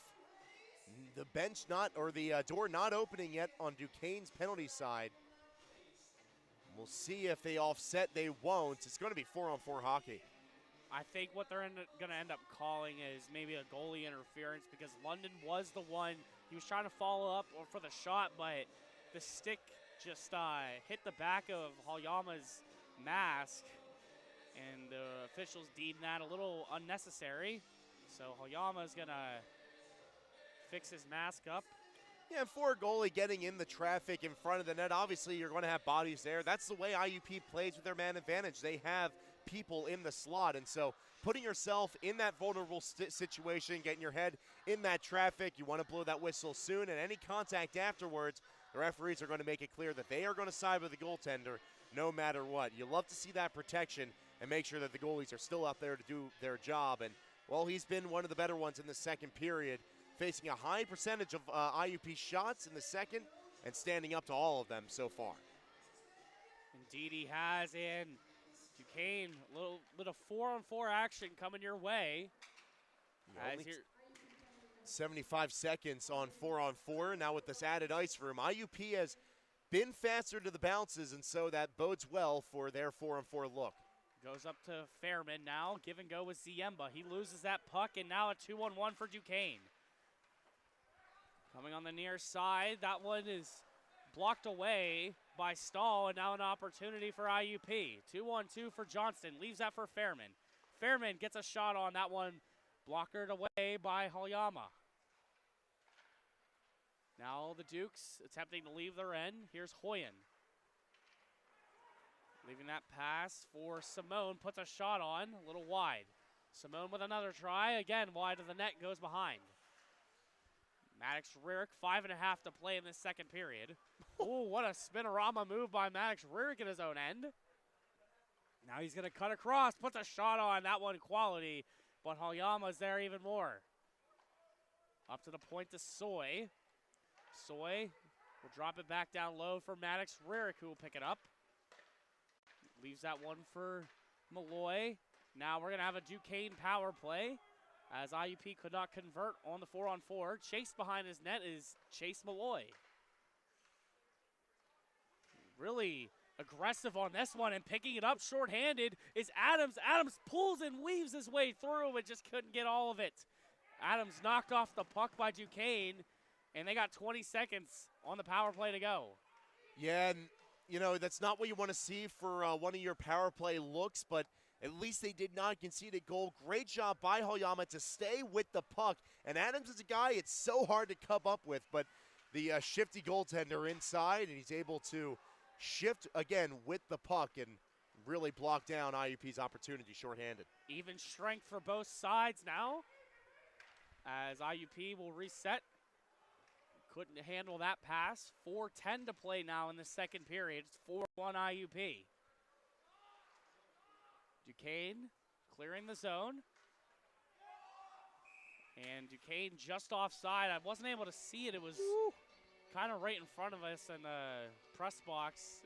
It's kind of blocking it, but an offside for Duquesne. Extra swipe there as there's extra contact. Came around with a stick, go right up high.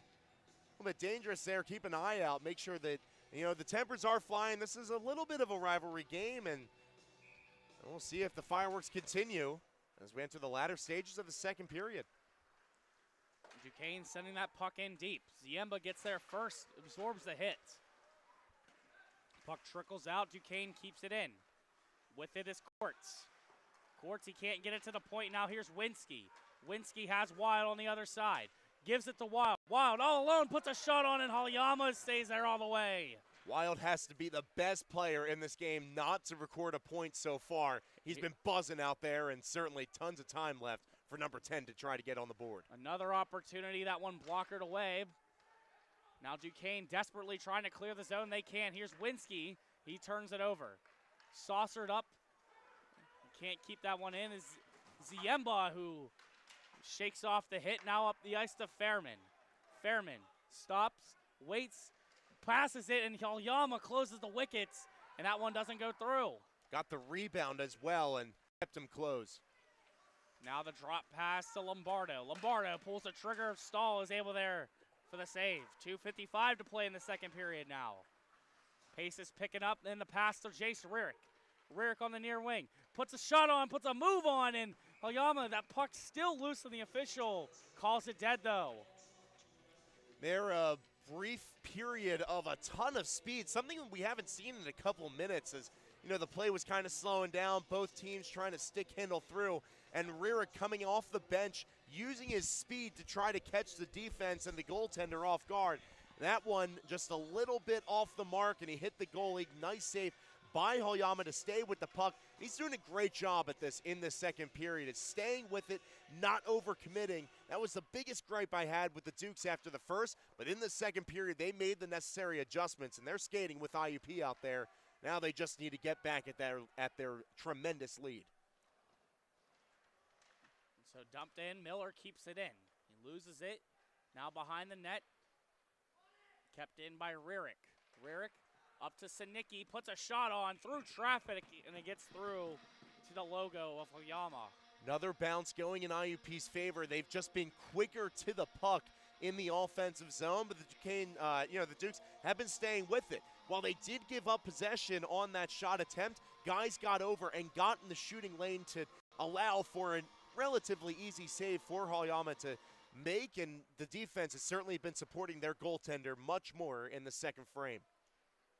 Rarick protecting that puck on the boards, kept in by Sinicki. Loses it, now Duquesne in the neutral zone. Up the ice, Soy gets a stick on it and takes it out. Duquesne will send that puck back in, settled down by Zach Soy. Up the ice to Sinicki, now up to Rarick, he gets a stick on it, now a change on the back end for IUP. That puck goes past Sinicki, he holds on to it. In the neutral zone, he'll send it in. Fairman on the chase. Minute 40 to go in this second period. It's 4-1 IUP. Now the Dukes attempted that neutral zone pass. Good stick by Ziemba. Good moves on the blue line by London. Pretty play, and he's certainly showing off skating and stick handling ability. Number 67. Now up the ice is Madalo. Loses that puck stall, sticks it over to London. London with some speed in the neutral zone. Here's Trent London, look out. London forced behind the net, and he can't get anything going. London, he's pinned on the boards, picked up by Adams. Adams goes up high, sends it to Rierick. Takes an off-balance shot, blocked by Duke. Yeah, just trying to blast that one in as he knew that the time was expiring, trying to get that puck bouncing again. Because IUP's winning those 50-50 puck battles. And it's a turnover. Quick pass to London from Rierick. Good defense by the Dukes, but they're not out of it yet. IUP pressing on the forecheck. They can't get any shots going, and they exit the zone with 30 seconds to go in the second. Here's Duquesne cutting up the neutral zone. Entering is Hoyen. Hoyen centering the pass and doesn't go. Here's Engels. Up to the point. Puts a shot on. That one blocked in traffic. Another try and not kept in by Lloyd. Here's Metric. He's really protecting that puck. 10 seconds to go here in the second period. He's bodied off the puck. That one hits the roof, and we can all finally breathe. Only 6 seconds to go in the second period, and I want to touch on a couple of things, but the biggest thing coming out that Duquesne gave up 4 in the first and none in the second period. Their defensive scheme has completely shifted in the final, in about like the last 15 minutes of play or so. Whereas it came out in the second period, still a little flat-footed, but now in the second period, they're skating with IUP, causing a lot of problems, and IUP's pass percentage certainly not as high as it was earlier. Certainly a ton of positives to build on for Duquesne in the third period. Tall order having 3 goals, but certainly not impossible. They'll build off the momentum of the second frame. Well, and they were able to break through the brick wall known as Jared Stahl. Joseph Renbold comes up big, cuts into the lead. Duquesne down by 3. Will they come back, get 3 goals in the third, or will IUP hold on? We'll find out here shortly. 15 minutes to the third period. Don't go anywhere.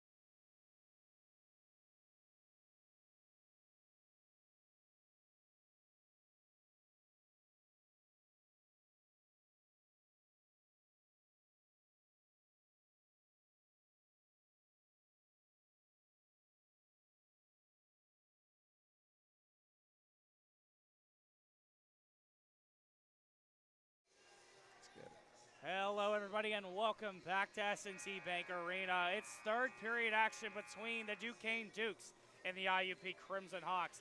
Peyton Trollinger, Alexander Donaldson joining you for the call. 20 minutes in the book, well, 40 minutes in the books, I should say. 20 more to go, 4-1 IUP.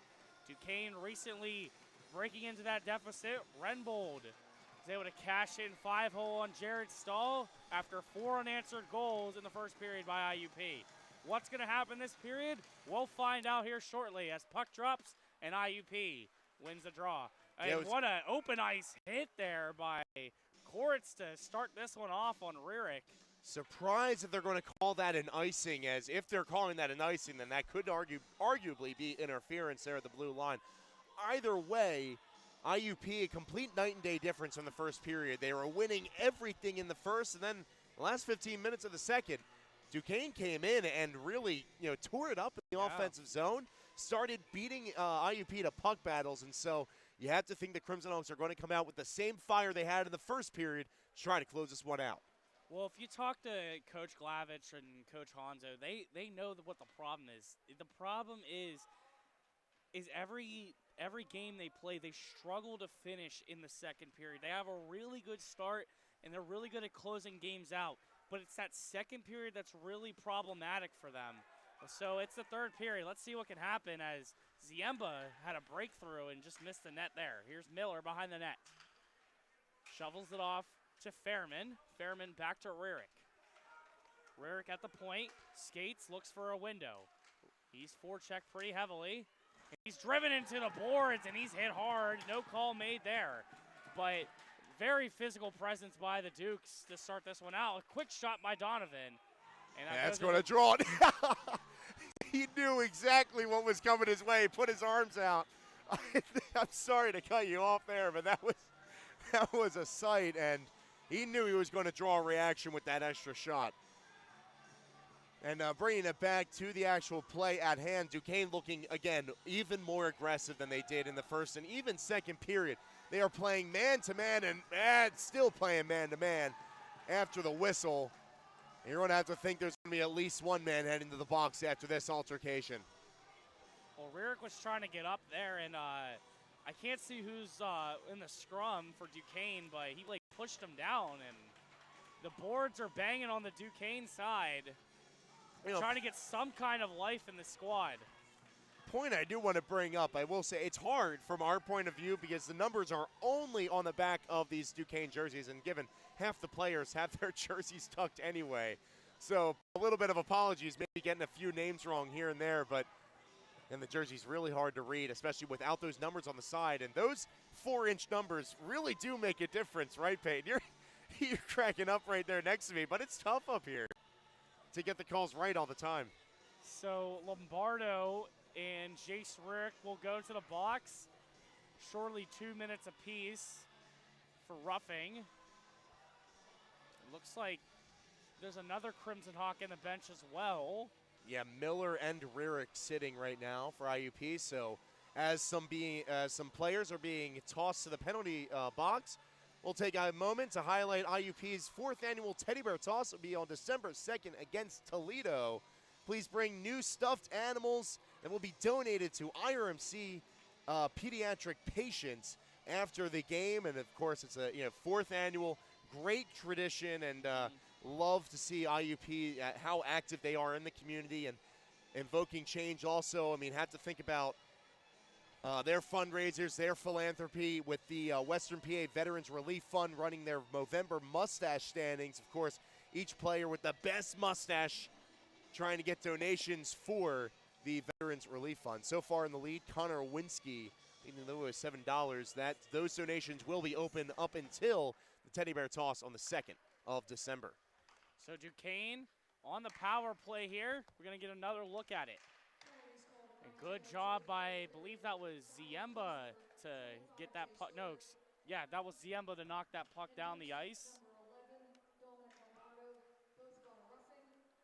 So up the ice now is Duquesne. Hoyen on the far side, takes a shot, stalls there. That one batted away by Donovan up into the crowd. And we'll have an offensive zone draw. And look, see where they're pushing this face-off to go. It will be in the offensive zone as often IUP sticking out of play. 90 seconds remaining on Duquesne's power play, or trying to connect for the first time. So that puck sent down the length of the ice. 18:25 to play in this third period. Minute 20 to go on the power play. Starting the rush is Waskick. Up the far side with some speed. Tries to center that one. No one's home. Duquesne still in the zone. Send that one up to the point to Simone. Now a one-timer opportunity. Fanned on that one. That was Werner in the attempted shot. Werner still skating on the near side. Puts a shot on just wide. Metric gets a stick on it. Backwards pass to Johnston, and he's alone. Johnston saucers over to Metric, and what a save by Halama. That entire drive started with the kick save by Stahl. So many of his rebounds have been directed towards IUP players in front, and it's a great job, and that's why IUP is able to catch up the opposition on an offhanded chance so often. Well, and that's just what happens when you have an experienced goaltender like Stahl. You know, he knows where to put that puck. He knows the danger zones. He's been in these situations many a times. But Duquesne still in the zone. 15 seconds to go on the power play. Here's Simone dancing on the blue line. Puts a shot on right into the chest of Jared Stahl. Duquesne's power play looking a lot more flexible, a lot more fluent, and they're moving through, using their legs to create opportunities. Not too many cross-ice passes still. Part of the reason why their power play has been or has not been fruitful so far today. However, skating to the outside, getting shots from the outside, and just getting shots on net is exactly what Duquesne needs, trying to keep up the momentum and keep possession in the offensive zone. What a glove save by Jared Stahl as he stares down the Duquesne player on the opposite side. How do you even see that? Stretching all the way out to make that play. Yeah, you gotta love the moxie that this team plays with, and Coach Klavich over there talking with the head official, trying to get some clarification on some type of issue, but 3 seconds on the power play, 3 seconds until Jace Rarick and Shane Miller come out of the box, as well as Dominic Lombardo, and Duquesne wins the draw, but it's sent all the way down, even strength for both sides. No icing here. Donovan plays it along the boards. Isenyu keeps it in.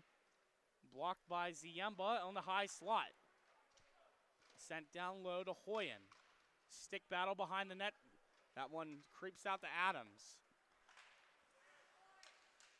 Here's Maddox Rarick. Stick touched by Trent London. Now here's Ziemba, who'll set in his own end. Duquesne with some fresh bodies out there. Quick pass to Adams as he enters the zone. London pulls a shot, and that one just high of the goalie. Yeah, it ran way high. IUP aiming for the top portions of the net. They haven't found a lot of success as all their goals have been low along the ice, but they're just trying to get their shots on and keep the puck in the offensive zone. Duquesne's been controlling play off that power play still. So Boker cross the ice to Winsky. Winsky fans on the shot. He had a good opportunity. Just got a little ahead of himself. I love those plays for IUP where they get across the blue line, take that shot. They don't always get on net. In the worst case scenario, we're only sending one forward up, and they were able to have 3-4 guys converge on the puck carrier in the neutral zone, get the possession back to IUP. Boker shaken up a little bit, got in the way of the shot from Dunham.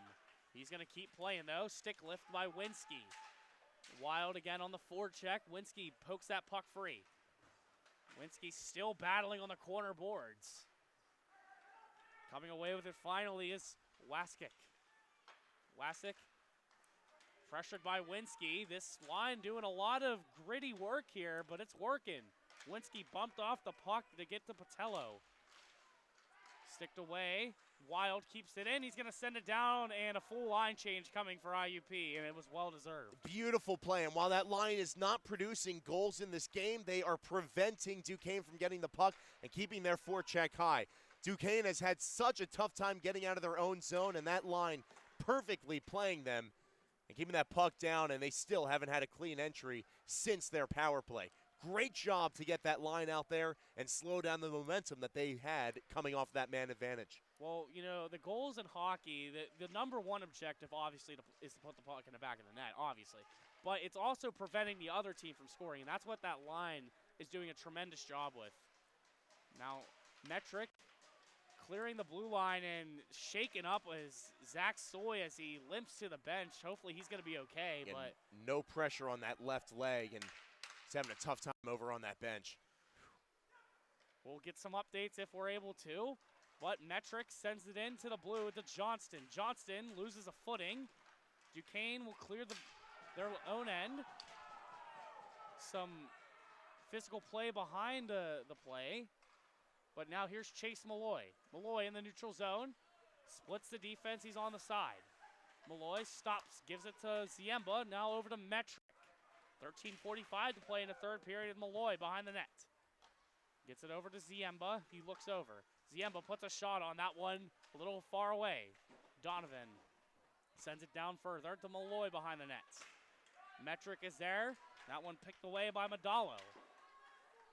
ISNU will send it down, but it's set back in the zone by IUP, and they're going to go for a change again. Another line for the Crimson Hawks. Didn't result in a goal, but took off another 90 seconds from the clock in the offensive zone. I think IUP's completely complacent to take this lead into the end of the game, and they are playing with possession and with control over this game. Now Rarick puts a shot on. Good block of the stick by the Duquesne defense. And that will go to the netting. 13:02 to play in this third period. An offensive zone draw looming for the Crimson Hawks. Yeah, the Dukes came out in the first period, obviously 4 goals against them, but since then they've done a better job of getting in the way of the shot and getting their bodies in between the puck carrier and the net. A lot of plays have been deflected up into the safety netting, and so this defense stepping up over the past 2 periods. However, they need their offense to start contributing, and soon. Only 13 minutes to go, 7 minutes in, and IUP's honestly controlled possession in this third period. Duquesne on the draw win. Fairman sends a body down. Miller gets a stick on it.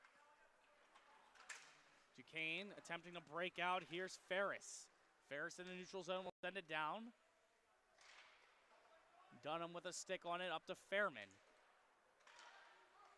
Puck trickles out to neutral ice. Duquesne attempts to send that one in. They can't. And looked like Dunham was trying to get it out of the zone, and it went into the IUP bench. So another stoppage of play. We saw Duquesne's offense trying to break out just past the red line, but IUP's defense doing a great job backskating and staying with the puck. You realize normally it's just an odd man out that's coming the other way with the puck in a blue jersey. So 3-on-1 converging on that point. If the puck pops out or they try a pass, there's always a defenseman following it. They've been suffocating in their own end. So no icing on the play here.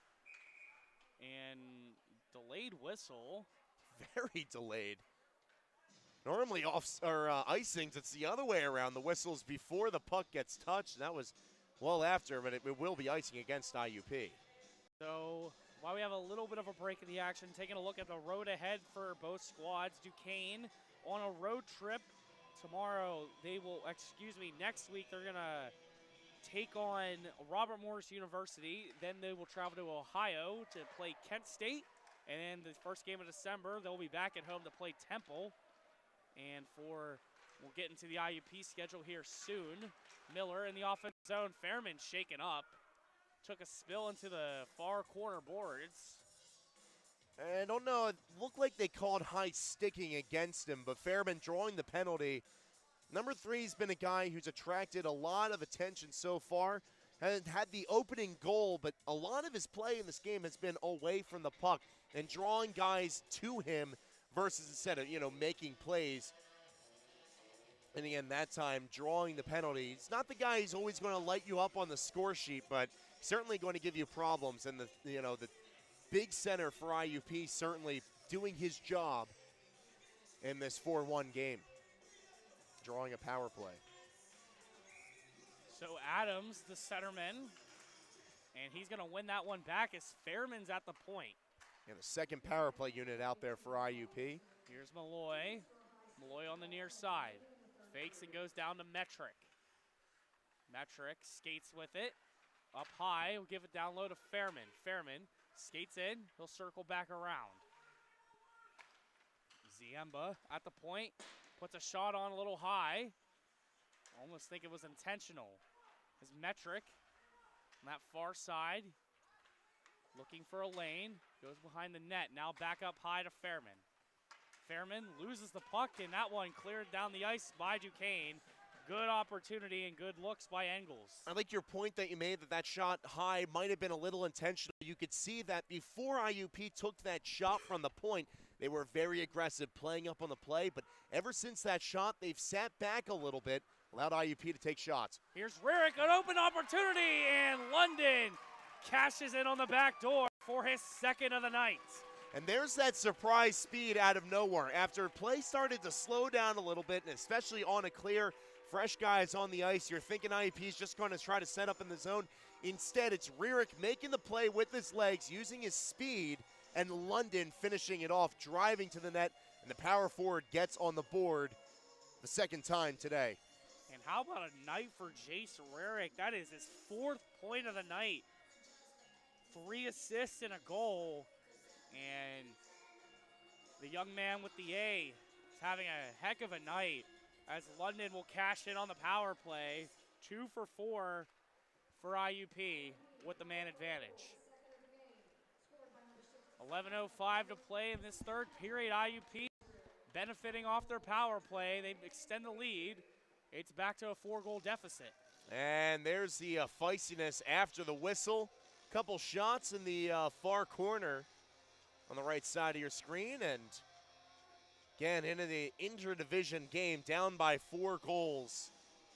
Duquesne's really going to have to make an adjustment here on offense and get something going back in their favor if they want to tie it with 11 minutes to go.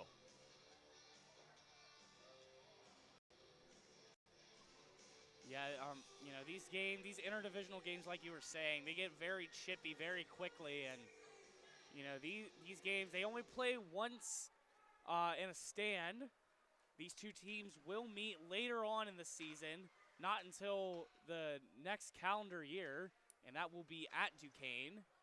So it's going to be interesting to see how that dynamic is going to play out whenever the time comes. But right now, IUP with a commanding 5-1 lead. Duquesne in their own end, in the IUP's end, picked off by Boker. Sent alongside of Wassick. Here's Sela stopping with the puck. He's stick lifted from behind. Duquesne with it again. Much more aggressive on the forecheck are the Dukes right now, and they are reaping the benefits keeping possession. Cross ice pass up to the point to Patello. Now down low to Renbold, the only goal scorer for the Dukes. IUP with possession, trying to clear that zone. They got some tired bodies out there. Here's Sela. Extended time in the offensive zone. It's not always easy to get a line change off, and they were certainly tired, but well worth it to try to get some offensive momentum back. Now IUP will change things up on the back end. 9:49 to play. Now with Hoyen exiting his own end. Donovan the first to get there. In his own end is Butler. He'll send that one up. No Duquesne sticks touch that one, so it's going to be an icing.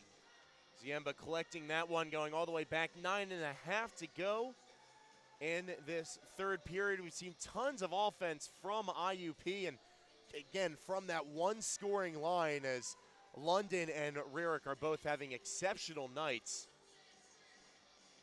Only 5-1 the score, but again, IUP's controlled and dictated much of the play. IUP not even set on that one. Metric not over at the left wing position. But the play will continue. Oh. And there's a fight, yeah. Eric Dennis dropping the mitts on that one. I didn't see what exactly happened, Alex, did you? Well away from the play. Denny lined up as a right winger, and it was Malloy at the point with Ziemba. I knew something was up because, again, like I said, only one defenseman was up at the point on that faceoff. I think he went down there, had some words for a specific player on Duquesne, and found his target up at center ice. Immediate ejection for Dennis, and likewise, Duquesne player will probably also head off. Yeah, Yeah, both. I did not see what happened leading up to that. Yeah, I didn't. Apologize. I was not able to. None of us were able to see what transpired with all that. But like you said, Eric Dennis officially ejected from this game. But as the dying, well, we're not even in the dying moment. 9.5, under 9.5 to play in this third period, and both these teams having a lot of words to say to each other, and the actions are backing it up. And Duquesne, honestly, you can't blame them. They're down big in this one. They're trying to hold on to a little bit of pride and just battle for what they can. Well, IUP's a big team, and coming out here, it looks like IUP's going to have a 4-minute penalty against them. And that's the only one showing on the score clock right now. But you're coming into S&T Bank Arena, playing IUP, which is a notoriously larger team, and it's a team that uses their bodies. You look at the top point scorers, biggest guy out there, London. He's up there making plays. You got guys on the back end. You got Sinicki, Soy as well. Denny's another guy out there, and this is not the game you want to play against IUP on home ice.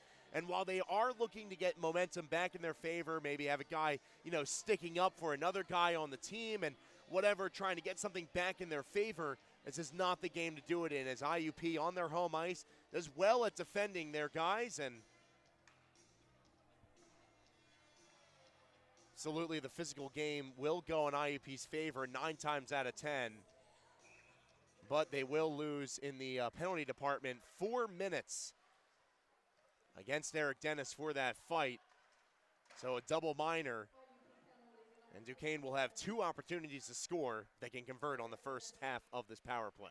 So quick save by Stahl up to the point to Butler now. Butler settling it down, puts a shot on right into the Crimson Hawks logo of Jared Stahl. And again, on that point too, long stoppages are not what you need either. I know Duquesne down in this game, you think you want more time to discuss things over on the bench, but those long stoppages kill momentum, and so they're coming on this power play completely flat-footed. They need to get something going early. IUP possesses. Donovan alongside the boards, attempts to clear that one, kept in by Lloyd. Sent down low, working with his Madalo. Up to the mid-board, now over to Butler. Back up to Tristan Lloyd. Tristan Lloyd with it again. Butler puts a shot on, blocked by the skate of Boker, and up into the netting. And another chance, or another time on the penalty kill where IUP has come out here and forced the puck in that same area of the ice. Only 3 players touching the puck before the shot, and that type of movement is not going to fool any goaltender. All it does is kill the clock. Now 45 seconds down on the power play. So another defensive zone draw. Duquesne with the win. Having trouble with that is Wassick. Metric battling, he's taken down, but he's able to kill a little bit of time on that one. Now, circling in his own end is Engels. Engels gains the red, pushed off the puck by Johnson, and you want to talk about big guys, number 15. Yeah, and this is where IUP's bench is ready to come out here and just play crunch time hockey. Suffocate any offensive opportunities, and if that puck makes it past the red or blue line, immediately swarm and try to stop whatever they can. You're not trying to get too many goals in this third period. You have a 4-goal lead already. Just got to focus on the defense and lock down this power play almost halfway through. So Wassick having trouble keeping it in, and Duquesne has to retreat yet again. Here's Madalo, up the ice to Hoyen. Along on the other side is Golden. He's forced off the puck. And IUP clears yet again. Alex, I don't know if you saw, but big number 74 for the Crimson Hawks back out on the ice just went over the boards, but it's good to see that he is back and seems to be normal now. Yeah, it's great to see, and especially considering that IUP is up by 4 goals. It might not get too much ice time if that leg still bother him. So the fact that he's out there during this penalty kill is a great sign. IUP's already killed off 2 minutes of the 4-minute major. Now they have 2 minutes to kill to just, close this one out. Already 1 power play technically killed. All right, so we got a reminder of a couple of events coming up on December 2nd. The 4th annual Teddy Bears Haws will be here at S&T Bank Arena versus Toledo. So if you are planning to attend, please bring a new stuffed animal because a team will donate the stuffed animals at the end of the game to IRMC for pediatric patients. A really good thing that the team does, and it's just a really fun time to show your support for this IUP squad and support a cause. And speaking of supporting causes as well, right now Movember Mustache is in full swing. We'll be collecting donations until December 2nd. All money collected will go towards the Western Pennsylvania Veterans Relief Fund. So the standings on that one, Connor Winsky, $70. He's in first. Eric Dennis, recently ejected, $40 for the stash. Evan Sela, $25. And tied for fourth is Kyle Ziemba and Shea Miller with 5 apiece. So if you haven't gotten in on the voting, make sure you do that. Voting ends on December 2nd. Total of $145 already raised. Impressive. But the mustaches showing their power in the month of November. And the team also had their Night at the Races fundraiser last night. So big thank you for everyone that came out to support the Hawks, even if you weren't able to show up sponsoring events, horses, races. We all appreciate the support for the IUP Hockey's team. And this makes this organization great, and we're going to keep playing some hockey here. 6:20 to play in the third period, 55 seconds to go on the power play. Here's a shot by Duquesne. That puck still loose, and that one cleared away temporarily by Kyle Ziemba. London, stretch pass up there by Maddox Rurick. Saw London starting to get on his horse at the blue line. Beautifully timed pass to make sure it wasn't offsides, but a little bit off the mark. London couldn't control it. He'll take it, though, as he shrugs it off and enters the face-off circle. As a new look for this penalty kill, Rurick and London out there to see the final 40 seconds of this power play go. London keeps it in the zone. 35 seconds to go on the power play. Duquesne hasn't had a lot of success on the power play so far this game. And now 20 seconds to go into the zone is captain number 29, Robert Warner. Trying to send that one down. Good hit by Trent London to keep that puck out. Now 10 seconds to go. Great back check by Donovan. Attempted to pass this one, and this could be bad for Duquesne. Here's Maddox Rurick. Rurick drop pass to Richie Wild. Puts a shot on, and a beautiful save by Hamala. Yeah, just trickled a little bit wide to the right. And an icing as IUP enters even strength as their penalty kill, first and foremost their penalty kill, killing off the 4-minute major and not allowing Duquesne to, obviously no goals, but not many shots either. They kept him on the outside. So after the icing here, 5:14 to play in this third period, 5-1 IUP. Defensive zone draw, that one tied up. Duquesne gets possession in close, a face mask save by Jared Stahl. Those ones are not pretty to stop. Another cover of the puck by Stahl, and another whistle.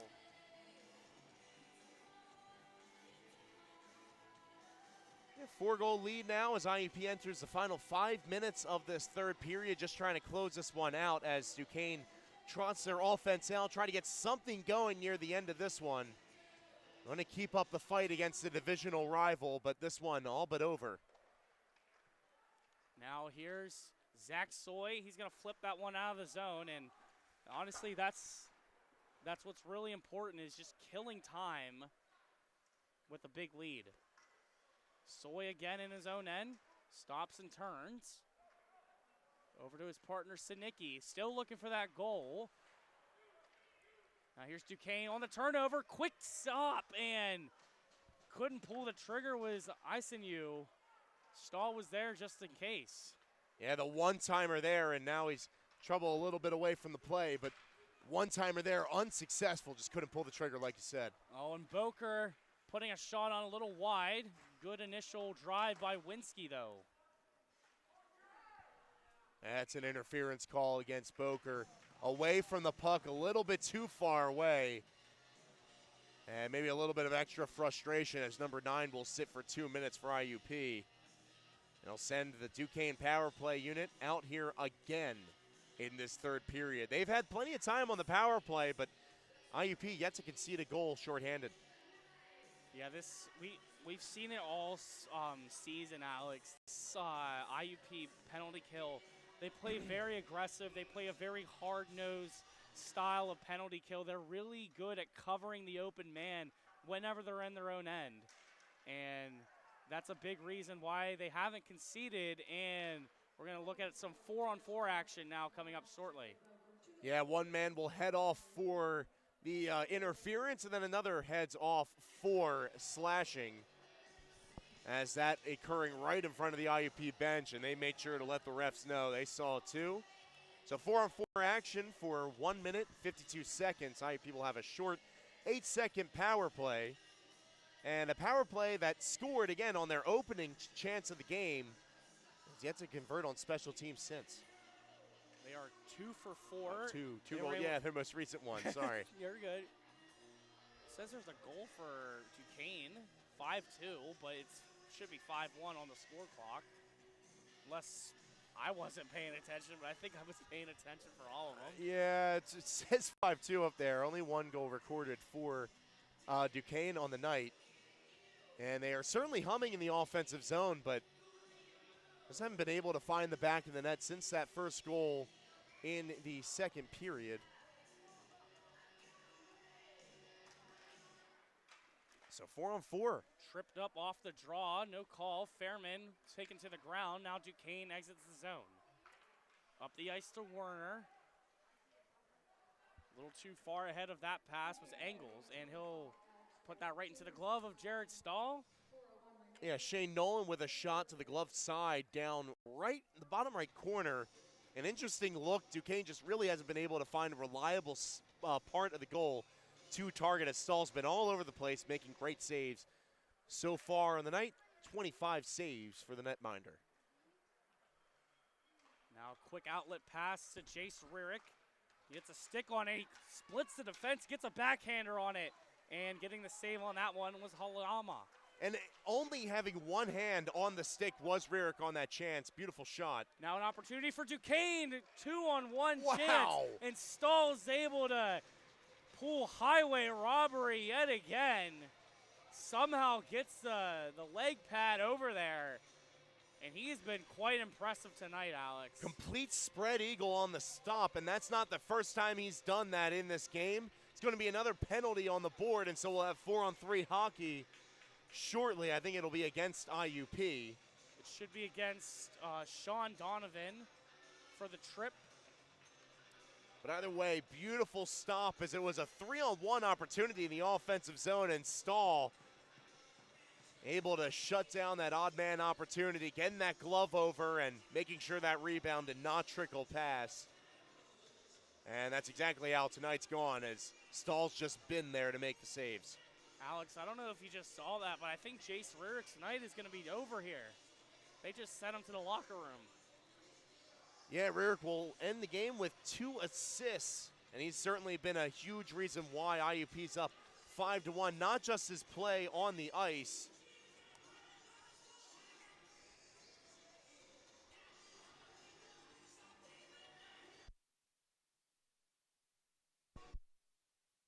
So correction, Jace Rurick will head off instead. And again, ends his night. Impressive night for him. 4 assists and a goal. Part of every goal that IUP scored so far tonight. Simone can't handle that pass, so he's going to have to reset in his own end. 3:05 to play in the third period. Little 4-on-3 hockey. You don't get to see this a whole lot. Simone over to the wing. He's going to cut into the way of the official. That's going to slow him up.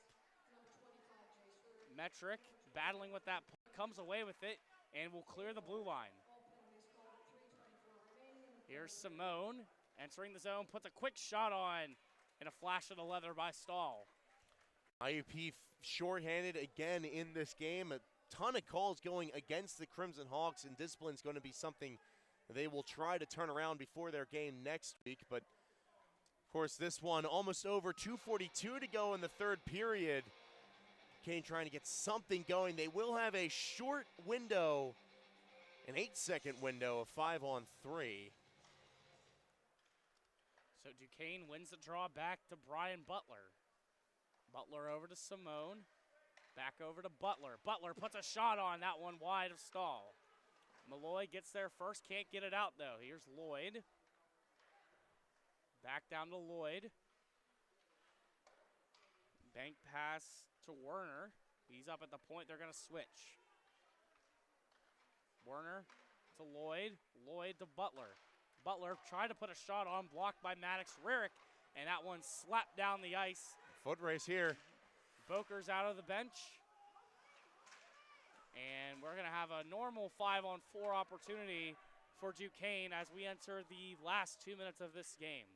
30 seconds to go on the power play. Nice play there by IUP to stay to the outside. But again, for Duquesne, their power play, whether it's 4-on-3 or 5-on-4, is looking the same. It's from the left wing up to the point and all the way across to the right defenseman for a shot. And their cycle is being figured out and assessed by IUP's D. Duquesne still in the zone. 10 seconds to go on the power play. Up to the point to Hoyen. He's having trouble with it. And now a whistle behind the play. Sinicki bodying his man. Now Soy getting in on the action.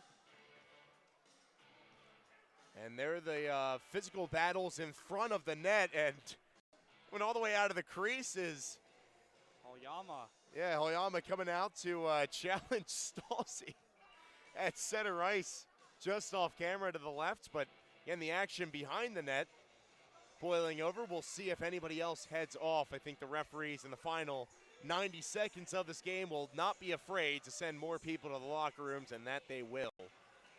As Sinicki is going to head down the tunnel, and Zach Soy head off. Sinicki stays out, and Soy heads off instead for IUP, and a player for Duquesne also exiting the game. Weren't able to catch the number on the back of the jersey. Sinicki will also go now. The extra conversation with the refs. And he will leave the ice without getting the goal for his dad as promised before the game, but I'm sure they'll settle for the 5-1 win alternatively. Sinicki still had a phenomenal game. You know, every game he always brings that physical intensity. He's such a tall defenseman, and he physically imposes his will on the opposition. So I'm sure Captain Sinicki, his dad, will still be proud of his son. And Coach Glavich is going to call a quick timeout. And why wouldn't you be? IUP up 5-1. Obviously, Stalls had a great game, but the defense has been locked down. They've been shorthanded so many times in this game. Sinicki, like you said, a top defenseman, but he also gets a lot of time on special teams. He was out there for a lot of the penalty kills, and he did a great job at shutting it down, moving the puck, keeping it to the outside, and making sure that there weren't too many shots or shorthanded opportunities against IUP, something that they really cleaned up against Duquesne this week as opposed to last week. So the coaches for IUP are going to call a timeout to cool everybody's tempers down a little bit. And Duquesne will take an opportunity as well to get their guys set for the remaining portion of this period. They'll have 4 seconds to go on the power play. Of course, this is November, so you have to look at least the playoff picture, and these are two teams on opposite sides of the CHMA right now. IUP second from first place to second place, and Duquesne second from last place in the division. And Duquesne just trying to turn the season around behind Robert Morrison. Like you said, they play Kent State later on. It's going to be a tough schedule for Duquesne coming up. They got to turn around the season soon. So Duquesne getting possession, back to even strength. Can't control that one in the zone. Winsky on the forecheck. Richie Wild gets that one to Boker, and here's an opportunity. Jeffrey Boker puts a shot on Winsky with the follow-up, and the net comes off the moorings. Winsky trying to bat that rebound home, but Boker doing a great job at creating that play and getting that shot on. And you knew he was taking that shot as soon as he hit that. As soon as he hit the face-off circle, looking at it the entire way. Good response by Hoyama to make sure that stayed out. and keeping the pad there to stop the second opportunity by Winsky. It's been tested quite a few times in this game. 28 saves, though, for Hoyama. Certainly not a bad night for the netminder. And, you know, with Hoyama, he's played a really good game, especially in that second period. And if you're Hoyama, this isn't all on him. You know, a lot of players will look towards the goalie, but in order for the puck to get to the goalie, he has to get through the entire team. And I think we've been saying that since the first period, though, because the defense in their own zone in the first period, I think we can all agree on it, whether you're a coach behind the blue jerseys or a fan on the other side of the ice. You can agree the defense played horribly in the first period. Tons of turnovers. And realistically, Duquesne did a good job at responding and stopped the bleeding from the first. Only gave up 1 goal since. And besides the first 20 minutes of play, it's a 1-1 game.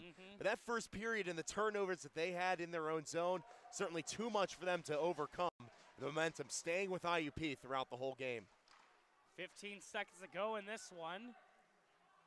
Johnston on the forecheck. Duquesne trying to kill the rest of this time. Metric will get the last touch. Players lackadaisically skating. Malloy and Johnston having some words on the near side. Metric dropping the mitts as well. But that's all, folks. 5-1 victory for the Crimson Hawks. And they will win their first of 2 games against Duquesne.